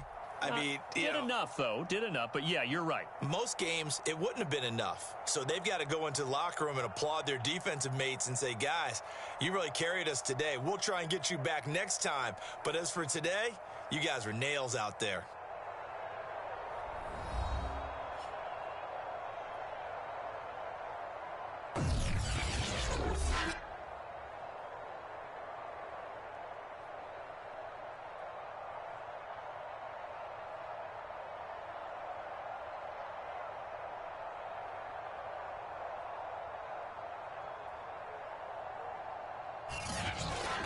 So that's a wrap for Charles Davis. I'm Brandon Gaudin. And this has been a presentation of the NFL on EA Sports. For more, check us out at easports.com.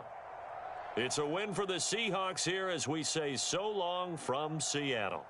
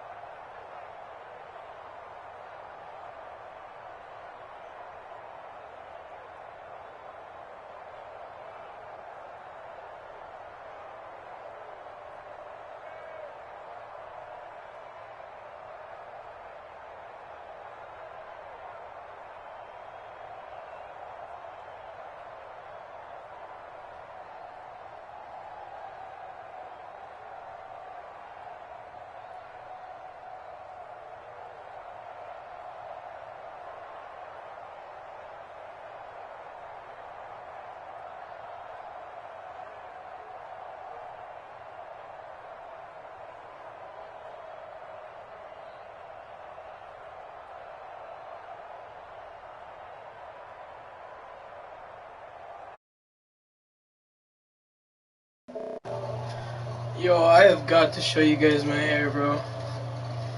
Oh my gosh, dude, look at this. Yeah, I gotta make it find my face first. Yo, my god, this is bad. Okay, I'm down here, camera.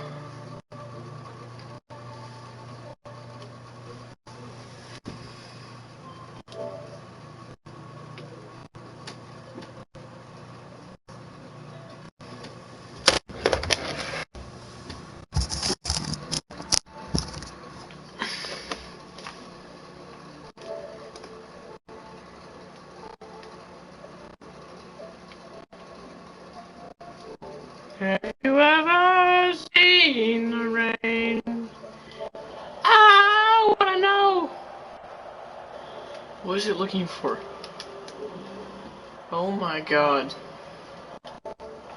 Guys, my hair looks so beautiful, guys. It's so beautiful, guys. Look at this. It's very spiked. And this. Never mind, you guys can't see it because of this stupid thing. Here we go again. Have you ever seen? Okay, here we go. Look at it's over the ears like this. It's all draped right over the ears. Very luscious. Yeah, no, I want it to go back down. So, yeah. I was running far away. We're gonna get on with AJ and probably play some stuff with him. I don't know if my hair to go like that, but like that. There we go. So I'm gonna get on with the AJ probably. This is a close up of my face, guys. Hi, how are you? Weston. Whoa, I didn't even realize that freaking Weston commented. He's gonna go watch Naruto. Ew, what a gay. How long have I been streaming for? Oh yeah, 3 hours. Let's go. Notice down here, well, way down there, way down at the bottom, down, way down there. At the very bottom, it says thanks for all the support, guys. We recently hit our goal of 60 subscribers. Thank you so much for that. I'm gonna end the stream here. I will see you guys.